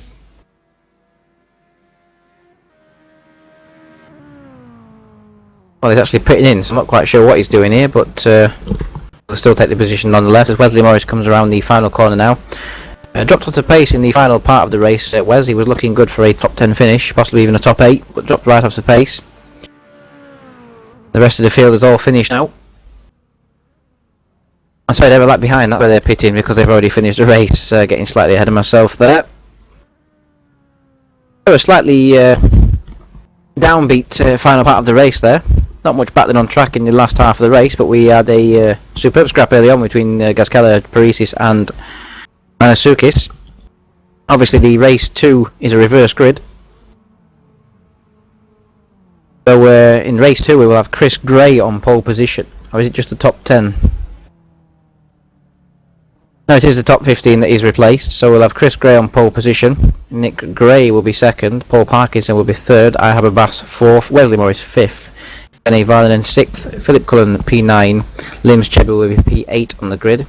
And then your race winners, Gazkeller and Parisis, will be starting 14th and 15th. So it's going to be an exciting second race, whatever happens, seeing them battle through. Obviously, Gazkeller will be delighted with this result because he's closed the championship gap down somewhat. And also, Torrent Motorsports will have lost some ground in the Constructors.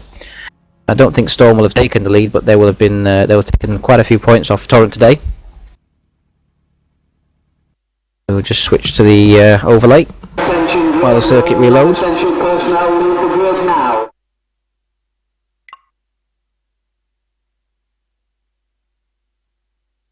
Just in case any foul language is put across the broadcast, because sometimes it does get a bit heated in there, but so far everyone being congratulative of Gazkeller's achievement. We have a slight break now until the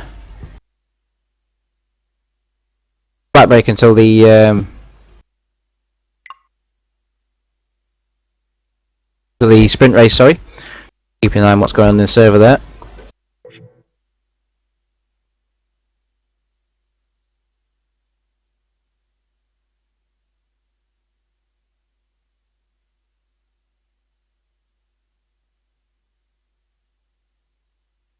So we'll be back in a few moments with race 2, which is the sprint race, which I'm just checking the laps now, is 14 laps. We have 14 laps reverse grid. Stay tuned because it's going to be very interesting.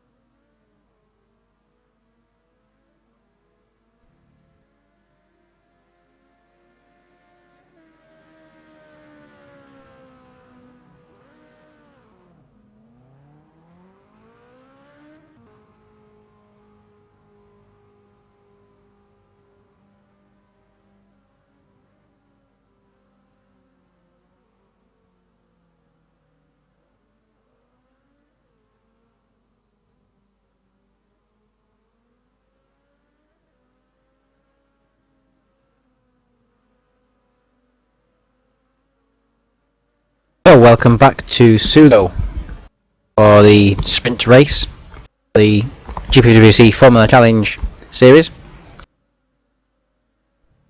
This broadcast is brought to you by simrace.tv. We make sim racing, and also Ultranet sponsoring this Formula Challenge series.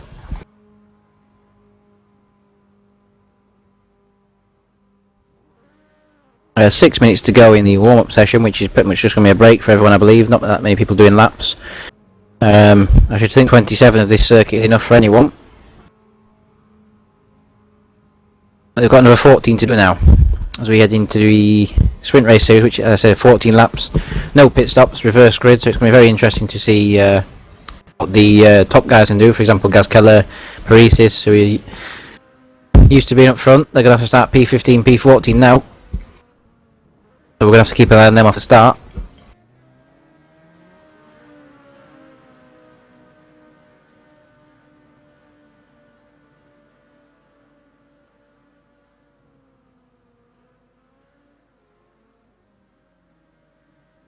Only a few cars out on circuit at the moment.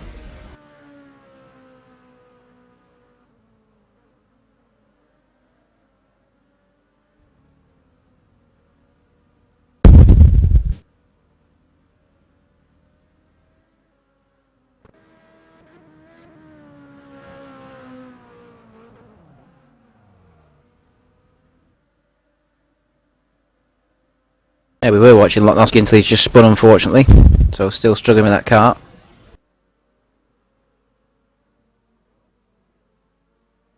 None of the big names gone out on circuit at the moment. Williams Chebby is probably the one you'd expect to be fastest with the cars that are out currently. Struggling with traffic there, quite a few drivers spinning off, testing the limits of these cars. Obviously not much downforce on a Formula BMW car. Wings have very little effect, and the tyres are very skinny, so really test the drivers this mod, that's for sure.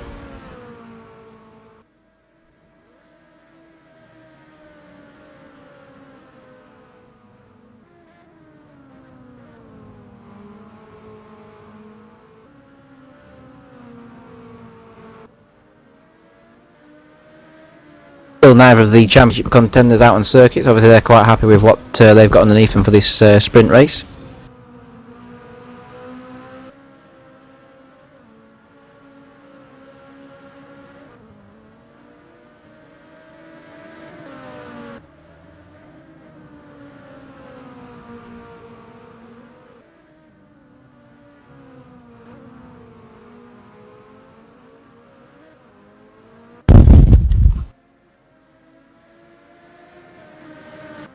Key to this race for the two championship contenders is to get through the first few corners safely. Obviously they're going to be starting well down the field, 14th and 15th. They need to make a clean start. Obviously we saw Gaz Keller get away very well in the first race, so chances are he'll get away very well in the second race and possibly be in front of Prix, but then he's got a lot of hungry drivers, let's say, to pass. Drivers to watch out for in this race, people like Roy Scroton, who did have very good race pace last time out. Obviously the second Torrent Motorsports driver, Jim Parisis, Manasukis, also to watch out for, because he's going to be starting slightly higher up than the rest of the field. As we see Williams Chebby get a brilliant slipstream off Paul Parkinson as he crosses the line and goes fastest on a 31.1. Some way off the pace that we expect as they get very close into turn 1 and make slight contact there, but no harm done, it's only the warm-up session. And we'll have a quick look at Paul Parkinson as he makes his way around his circuit, currently third in the warm-up session, a 32.0. I believe he finished 14th or 15th in the first race, so once again Paul doing a good job to bring it home. Marek is also just behind us actually in P9. Obviously a driver who had a lot to offer in the first race, but a mistake early on cost him, unfortunately. Still came away with a P5 finish, so once again scoring good points for his team.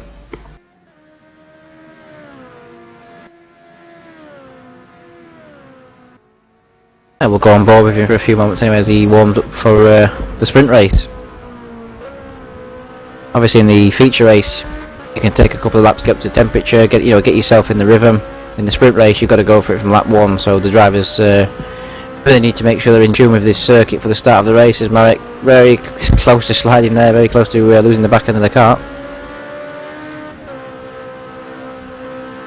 Marek could actually jump in front of Ari Neyman today in the championship. He had a 5th place finish in the first one. If he can get on the podium in this second race, he will probably jump in front of Ari Neyman for P5 in the championship. So quite an important race for Marek.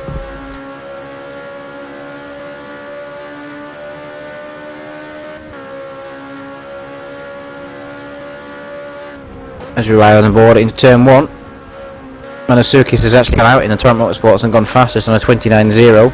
So Manasukis obviously feeling that he needs the extra preparation for this race, whereas the two championship leaders, Prix and Gasquet, are still in the pit lane.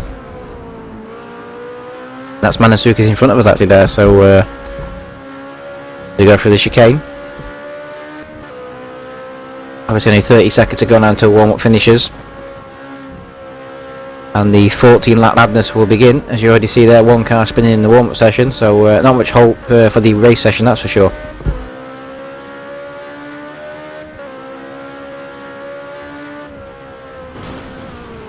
Marek deciding it would be better to remove this front wing, possibly learning from Janne Varnen there in the first race.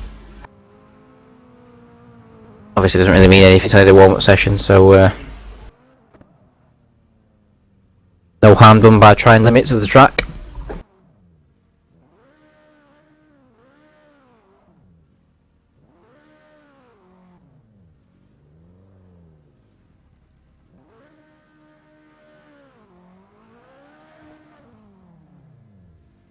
Manasukis coming around the final corner. Going to test the pit entry, which he won't be using this race actually, as we already said before. This race will be a clean run through of 14 laps to the end. No pit stop needed. Or hopefully anyway.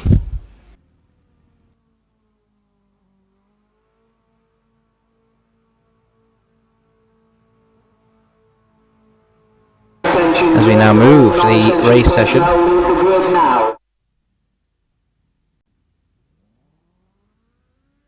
So the grid, slightly different order to the first race.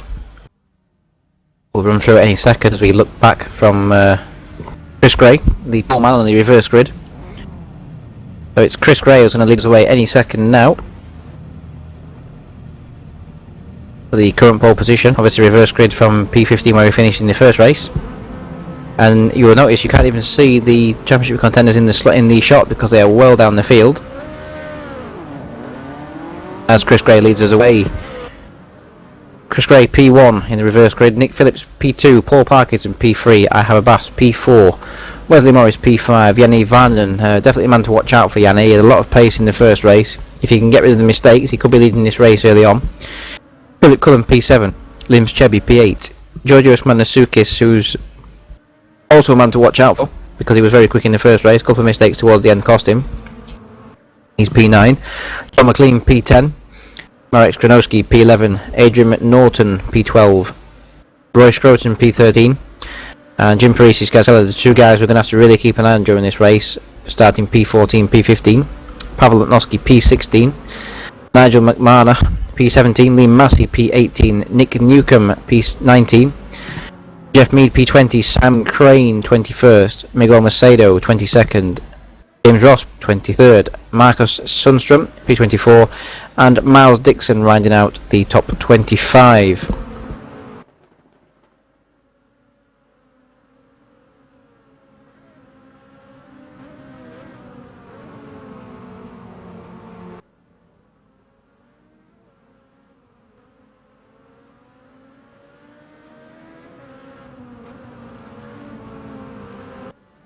As Chris Gray leads us around, so far a very clean formation lap. Sometimes we have a bit of trouble in these Formula Challenge races. Towards the back, the championship contenders looking safe in P14, P15. If they're sensible between them, they will try and use this opportunity to work together, because neither of them will benefit if they take each other out. So in some respects it's better to work together and bring yourself through the field.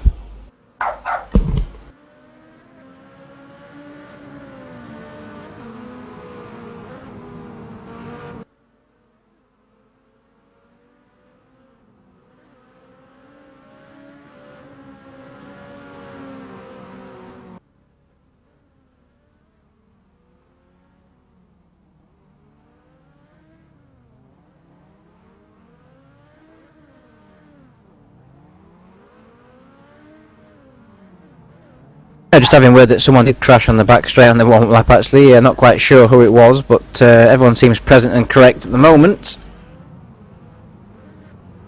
As the grid lines up, slight bit of confusion over the grid order in the front there, but Chris Gray takes up the P1 position. As Keller and Paris is just coming into position now in 14th and 15th. And Miles Dixon, P25 man, just lining up now. So the race will be about to go. As we keep an eye on our pole man on the reverse grid, Chris Gray. Fourth light is on. And we're away.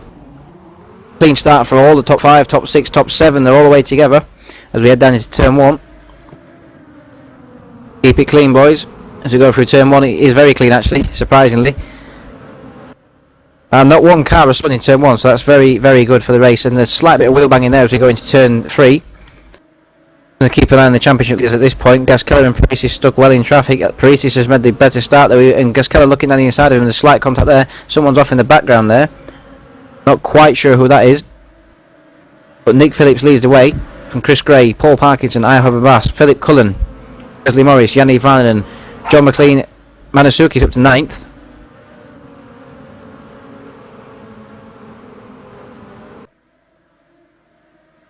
Gaz Keller, P12, right on the back of Jim Prix. It's 2 men in the championship, 2 men together on the circuit.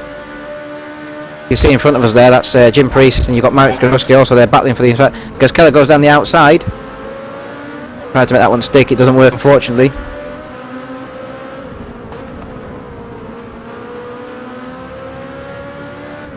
And there's cars off there. That's McNaughton. McNaughton was off. No, he wasn't. That was Dixon. Sorry, Dixon was off there. Dixon had an awesome start. Dixon was last on the grid as far as I'm aware. So, and it was Nick Newcomb. Manasukis is off as well. Total Motorsports. Manasukis is off. So once again, Manasukis is involved in an accident, which puts him down to 25th position. So Manasukis once again taken out. That's unfortunate. Quite a few cars off in the background, but we're focusing on the battle between Gaz Keller, that's Parkinson, and Paris there. Paris is up the inside of Parkinson. Gaz Keller trying to force him through, and does get through on the inside. Paris is trying to defend from Gaz Keller. Obviously this is crucial for Paris to get something out of this weekend, or this race event, sorry, and try and take away some good points. So we have Nick Phillips leading. As who's that spinning? That's Wesley Morris spins in front of the leaders there, in front of the 2 championship contenders. They get through safely, maybe some slight contact, but Wesley Morris ruins his position with a mistake. He was up in P6 there. So Nick Phillips leads the way. I'll try again. Chris Gray P2, Philip Cullen P3, running very wide in the background there. Yanni Varnen P4. Marek Skanowski P5, so good start for him. Jim Paris is now to P6, as you see, side by side with Gaz Keller. Gaz Keller on the inside now. Gaz Keller takes the position. Jim Paris has to go to the outside. That's John McLean just in the background, looking to make something of this. And Paris is forced to the outside there, and Gaz Keller takes the position. So once again, Gaz Keller in front of Paris. That's not what Paris needed, but there's still plenty of time left. At least he's with him at this moment in time. But Nick Phillips has an awesome start up front. Nick Phillips well in front in this race at the moment. Chris Gray, Philip Cullen, Yanni Vanenden battling for 3rd position. We're going to focus on the 2 championship contenders, obviously, as Jim Paris tries to return the favour to Emmanuel Gaz Keller as he comes across the start and finish line to start the 3rd lap. Sorry, Nick Phillips sets the fastest lap. No, Chris Gray now sets the fastest lap, but I expect one of these 2 to beat it, but because they're battling, they can't at the moment. As we see, Jim Paris is trying to go on the outside. He's definitely trying that manoeuvre, but he can't make it stick. And there's a slight contact there as we join back on board with Gaz Keller. I'm not sure if there's just slight wheel banging there or what, but Paris is getting very aggressive and brakes very late there as well. McLean looking once again to try and make something of this in the background. McLean launching it down the inside of Paris. This is dangerous times for Paris. Gets very close, but McLean fortunately doesn't make contact there.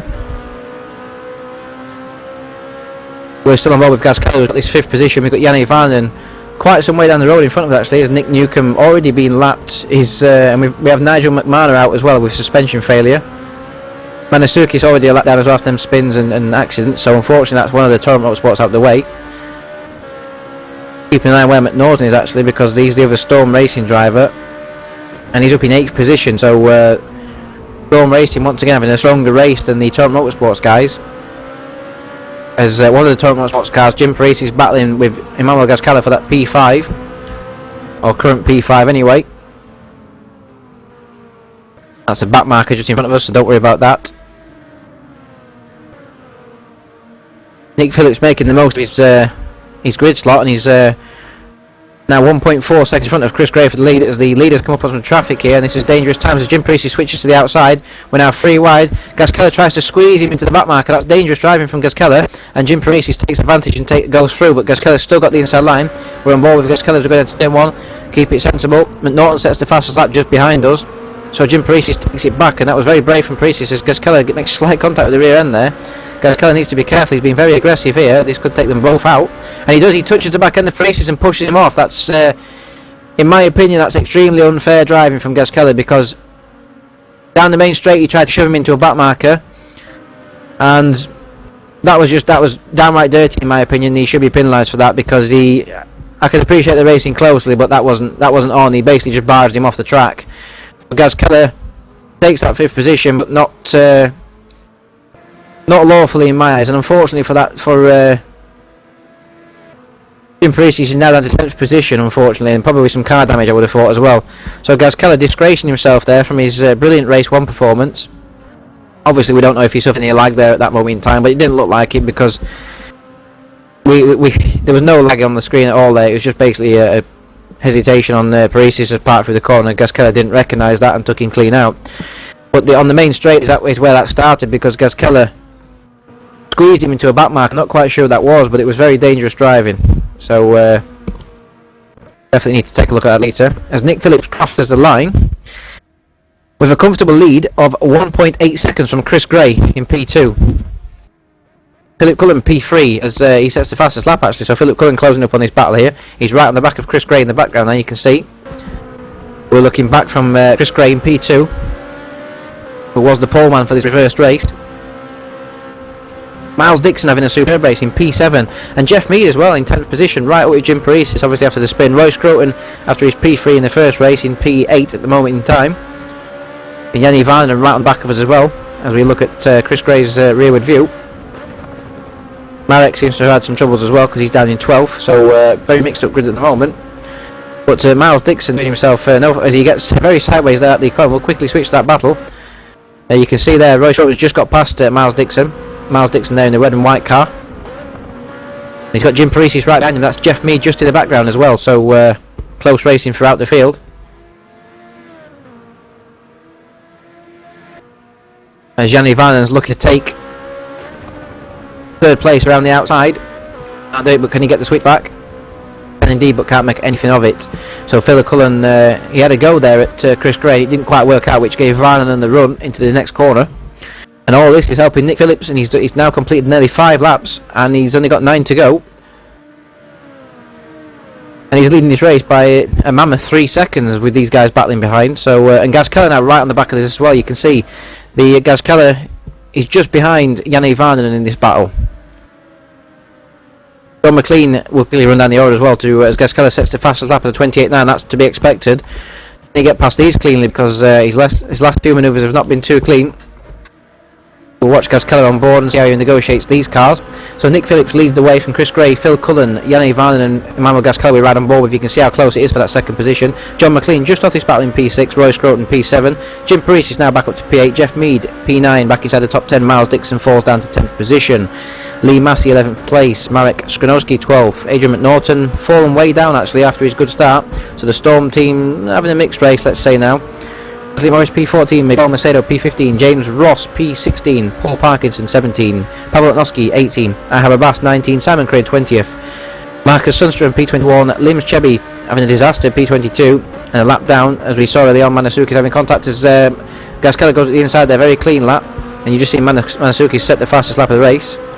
Nick Newcomb and Nigel McMahon are both at this race currently, but we're going to keep focused on this battle. 2nd position. As Phil Cullen has actually gone through, you probably saw that on the broadcast as I was reading the positions out there. You probably saw Phil Cullen take 2nd place from Chris Gray. So now the red car in front of us is Chris Gray. Phil Cullen, obviously the quicker car, has got through. And Gaskeller is actually under pressure once again. You can see alongside us there, that is Yanni Varnon once again trying to take the position back. Yanni Varnon, credit to him, he's actually trying to race Gaskeller here. Gaskeller got past him. Will Varnon launch down the inside? No, he doesn't. He thinks better of it. So we'll look back at Gaskeller, who's trying to catch Chris Gray now, and behind us there is Yanni Varnon. Jim Priests moves up to P7, takes Roy Scroton, a clean move into turn 1. He's just behind us obviously after Jim's tap and spin earlier on. So we're making progress up the field now. Obviously whatever Jim can do today is better than nothing. He needs as many points as possible. As up the inside goes Kaz Keller of Chris Gray there, takes the position, takes that third position now. He's got Phil Cullen just in front of him. He's 3.7 seconds off the lead, so plenty of time for Kaz Keller to catch the leader.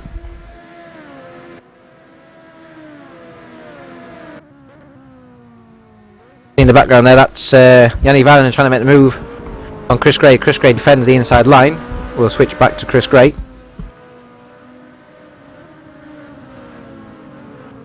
Kaz Keller now right on the back of Phil Cullen for P2. Two constant racings, first and second, and that's got to be a first in Formula Challenge. Nick Phillips and Phil Cullen doing a great job. You see Kaz Keller. Oh, that's Chris Gray. With Ryder and all on the back of him.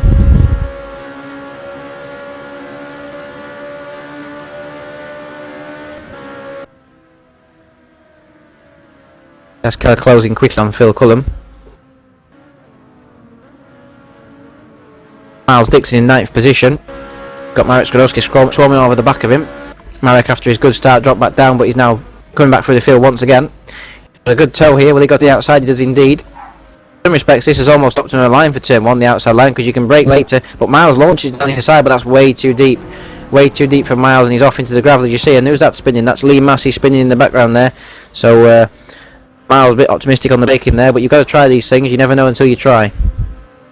Anyway, Kaz Keller now right at the back of Phil Cullen and Yanni Vannon also on the back of Chris Gray. So we've got two battles on this main straight. You can see the one we've got on our screens right now, which is Kaz Keller trying to go around the outside of Phil Cullen. Phil Cullen defending the inside line. The longer Phil can hold Kaz Keller off, the better it is for Nick Phillips, because there's only 7 laps remaining. We're halfway past this race, and you can just see in the distance there, that is Nick Phillips. So Phil Cullen is not only doing this for himself, but if he can hold Kaz Keller off for a couple of laps, he might help his teammate Nick Phillips win this race. And Varnon did make it past, so we're watching the battle for P3. Varnon did make it past Chris Gray into P4, and he's now a couple of seconds behind this battle now. In the background, you'll just see them flash through. Not quite, but they are there in the background, I promise you. And there you are in the background, Varnon and Chris Gray just in the background. Kaz Keller not as close this lap as he was before. The lead gap is now 1.8 seconds, so Nick Phillips, despite the fact he's got clean air, not battling with anyone, he's actually losing lap time at this moment in time, and he's not pulling away when he really should be making the most of his opportunity, while Emmanuel is stuck behind his teammate Philip Cullen. We have 6 laps remaining.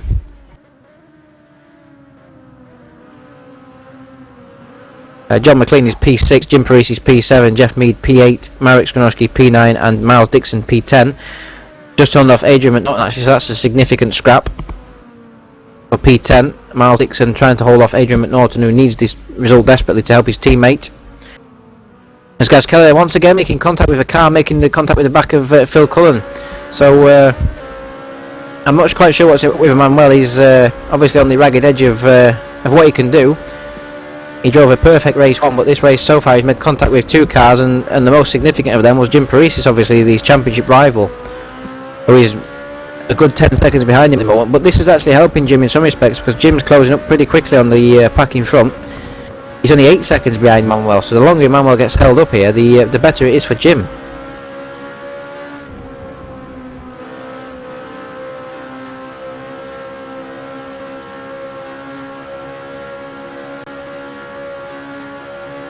Kaz Keller is just behind now, heading into the main straight. As Nick Phillips managed to pull away more on this lap, it doesn't look like it. The gap was 1.8. It is now, as Nick Phillips crosses the line, 1.5. So it's come down once again. So if we look at the external view, you can see there, Phil Cullen is right on the back of his teammate Nick Phillips, with Emmanuel Kaz Keller right behind him. So once again, as Jim Parisi sets the fastest lap of the race to close the gap to 7 seconds now to Kaz Keller. So Jim Parisi is right on the back of John McLean, as Phil Cullen makes a mistake there, unfortunately, lets Kaz Keller through. That was inevitable. But unfortunately for Phil Cullen, he's let Kaz Keller through, but also he's probably ruined the chance of Constant Racing taking the victory here today, unless Nick Phillips can pull off some superb defensive driving for 4 laps. Kaz Keller's got 1.4 seconds to make up. I'm sure he'll eat into that very quickly.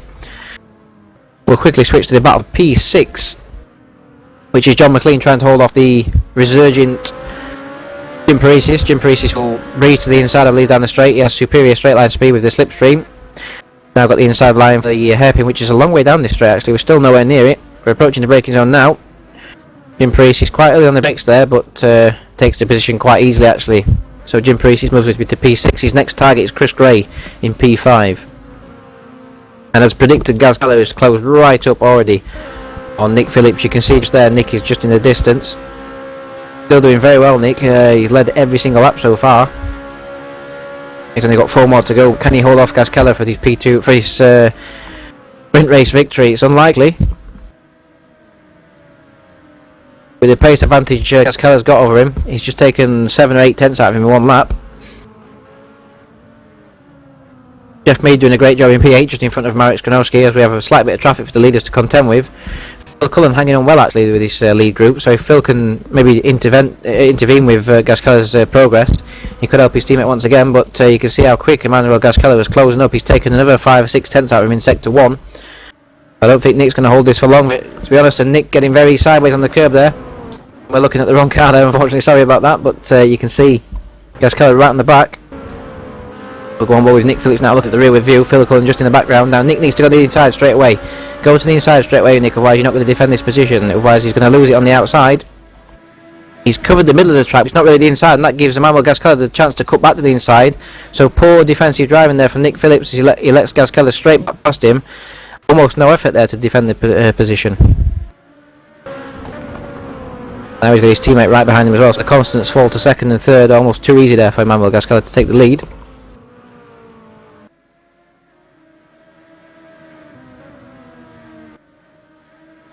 We'll quickly switch to the P5 battle, which is Chris Gray trying to hold off Jim Prix as Jim Prix goes down the inside into the final corner. That's a brave manoeuvre. Jim thinking better of it though and setting it up for the exit. Got superior straight line speed, as we've already seen with John McLean. We can't see Jim anymore for some reason. He's popped back into the slipstream, so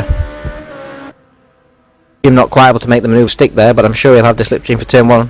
Chris got good straight line speed there though, but I'm sure Jim will launch it down the inside, as he does, and he takes that position. Jim Prix now moves up to P5. His next target is Janne Varnen, but he's good 4 seconds down the road. Gaz Keller immediately pulling away at the front. John McLean, sorry, was right at the back there of Chris Gray. We'll look rearward from Chris Gray as John McLean getting very close. Will he try it into the next corner? It's a brave manoeuvre if you do. Better off setting these corners up for the main straight down the back. Gaz Keller already pulled a 1.2 second lead as Nick Phillips comes under pressure now from Phil Cullen and his teammate. We're watching the battle for P6 with Chris Gray looking rearward to John McLean, who's going to launch it down the inside, I'm sure. He does indeed, and he's going to take the position because he got the better line. Someone's off in the gravel there, not quite sure who that is. No one significant up front. John McLean takes the P6 position, but Jim Prix is long gone. Phil Cullen now will switch to the battle for P2. Phil Cullen right on the back of his teammate Nick Phillips. But Phil getting a big twitch on there at the final corner. Quite a lot of traffic there on the right hand side of the track. Getting nicely out of the way there. Miles Dixon still holding off Adrian McNaught for P10, but Adrian takes the position now, so we have another retirement unfortunately. We have Paul Parkinson who's retired.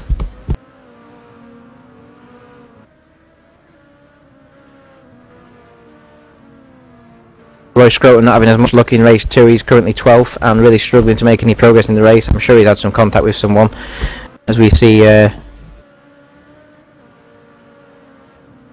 was Nick Phillips getting slightly sideways there. He's managed to break the gap to his teammate Phil Cullen though.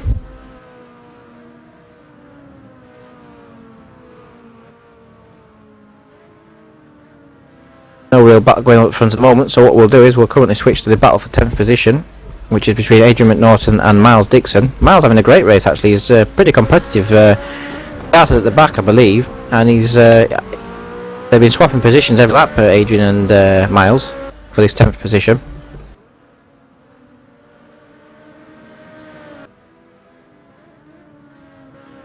McNaughton seems to have made the move stick now and he's pulling away slightly. Big battle for P13 at the moment as well. Wesley Morris trying to hold off Lotnowski, Lee Massey and Haihab Abbas were all right behind him. Sorry, that's a back marker there, it's just Wesley Morris and Lotnowski just there. Lee Massey's a fair way back. The leaders are all stretched out unfortunately now. It's Manuel Gaskeller in the lead from Nick Phillips by 3 seconds almost now. Phil Cullen P3, Janne Varnen P4. Prix is P5, looking like he's probably not going to catch Varnen as we head into the final lap. John McLean P6, Chris Gray P7, Jeff Mead doing a great job P8. Marek having a, let's say, average race P9. You see Wes and Lotnowski getting very close there. And Adrian Orton P10 as we were just looking at a moment ago. Pulled away from Miles Dixon now. We'll switch to Gaskeller because he's coming around the middle sector now.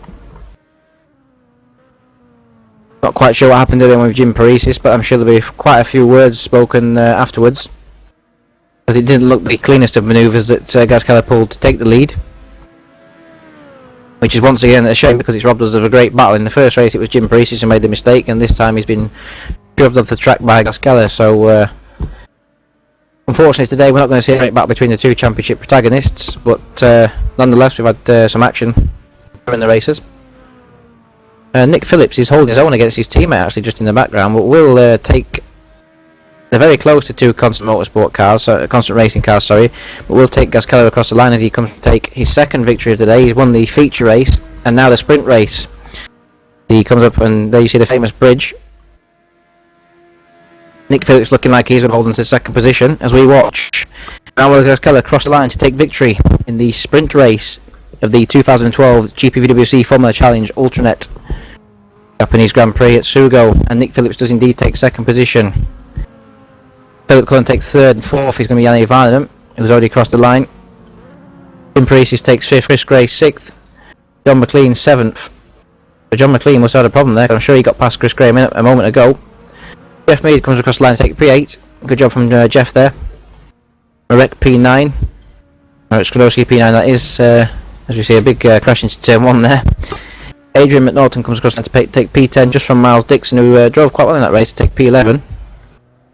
Roy Scroton has a disappointing race to take P12. Wesley Morris P13.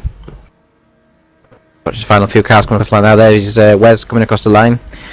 Lotnowski just behind him. Lee Massey, Haihab Abbas, James Ross, Marcus Sundstrom, Georgios Manasukis, who's had a disappointing race, Lims Chebby, Paul Parkinson, DNF, along with Crane, Nado, Newcomb and McMahon. So, very strange race. Not quite sure what to think of Gaskeller's moves obviously, but we'll wait until after the race and see what's said. Anyway, he takes a double here today at Sugo, so I'm sure he'll be happy nonetheless.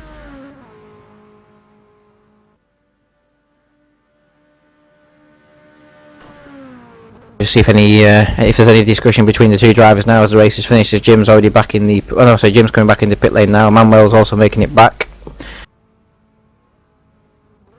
I'm sure Jim won't be too happy at the result, that's for sure. As Emmanuel comes back to the pits, Jim just making his way down pit lane now. We see. A great job for the constant racing team as well. Second and third in the sprint race. Nick Phillips holding his own against his teammate in the end, Phil Cullen, beating by 0.3 of a second. So well done to constant racing as well. Great result for them. Chris Gray as well, also as we mentioned, he did well to hold on to 6th place after starting from pole position. And you can see Jim pulled right in front of the Storm Racing garage there of Gaskeller to signal how unhappy he was there. So I expect some choice words from Jim Parisis. Maybe he'll keep it quiet in the server, but I expect there be some choice words under his helmet right now.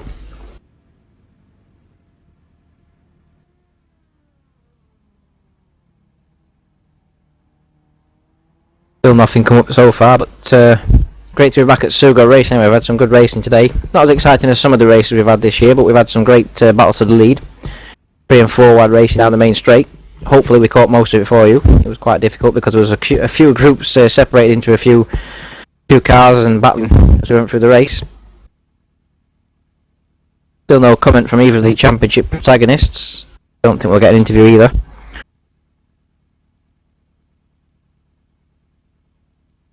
Checking to see if either of them are on, and no, I don't think we'll get an interview either. And not one of them has made a comment so far.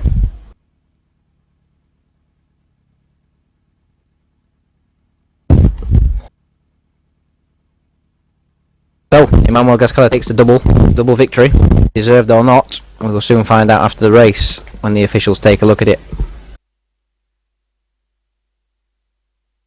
Trying to work out what that does for the championship. Actually, I believe now it will be probably even closer up front because Jim had a slender lead, and today Emmanuel's taken quite a few points out of him. And also in the constructors, it'd be interesting to see.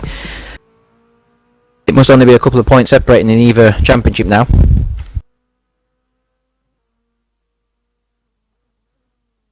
And the championship protagonists have also left the service, so we will do the same. And we will bid you farewell for now. The next race on GPVWC. Quite sure what the next race is. The Super Cup and Super League are next week. I'm not sure if we have a World Sports Series race tomorrow night. I'm just checking that for you now. Yeah, we do indeed. May 24th, it's Monaco, surprisingly. Monaco for the World Sports Car Series, which is tomorrow night. So you can tune in from 7 o'clock GMT. Or BST, I'm not sure which one that is, but basically around 7 o'clock UK time.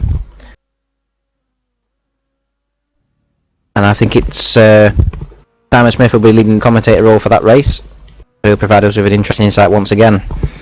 Well, thank you for tuning in anyway to the GPVWC Formula Challenge Japanese Grand Prix at Sugo. Hope you've enjoyed the broadcast. Next time you'll hear my voice is the Super Cup race in a week's time at Montreal, and the Super League race as well. I'll be racing in as well, obviously, in a week's time today. This broadcast has been brought to you by simrace.tv and also Ultranet sponsoring the series. And we'll bid you farewell and hope you enjoyed the broadcast. Good night.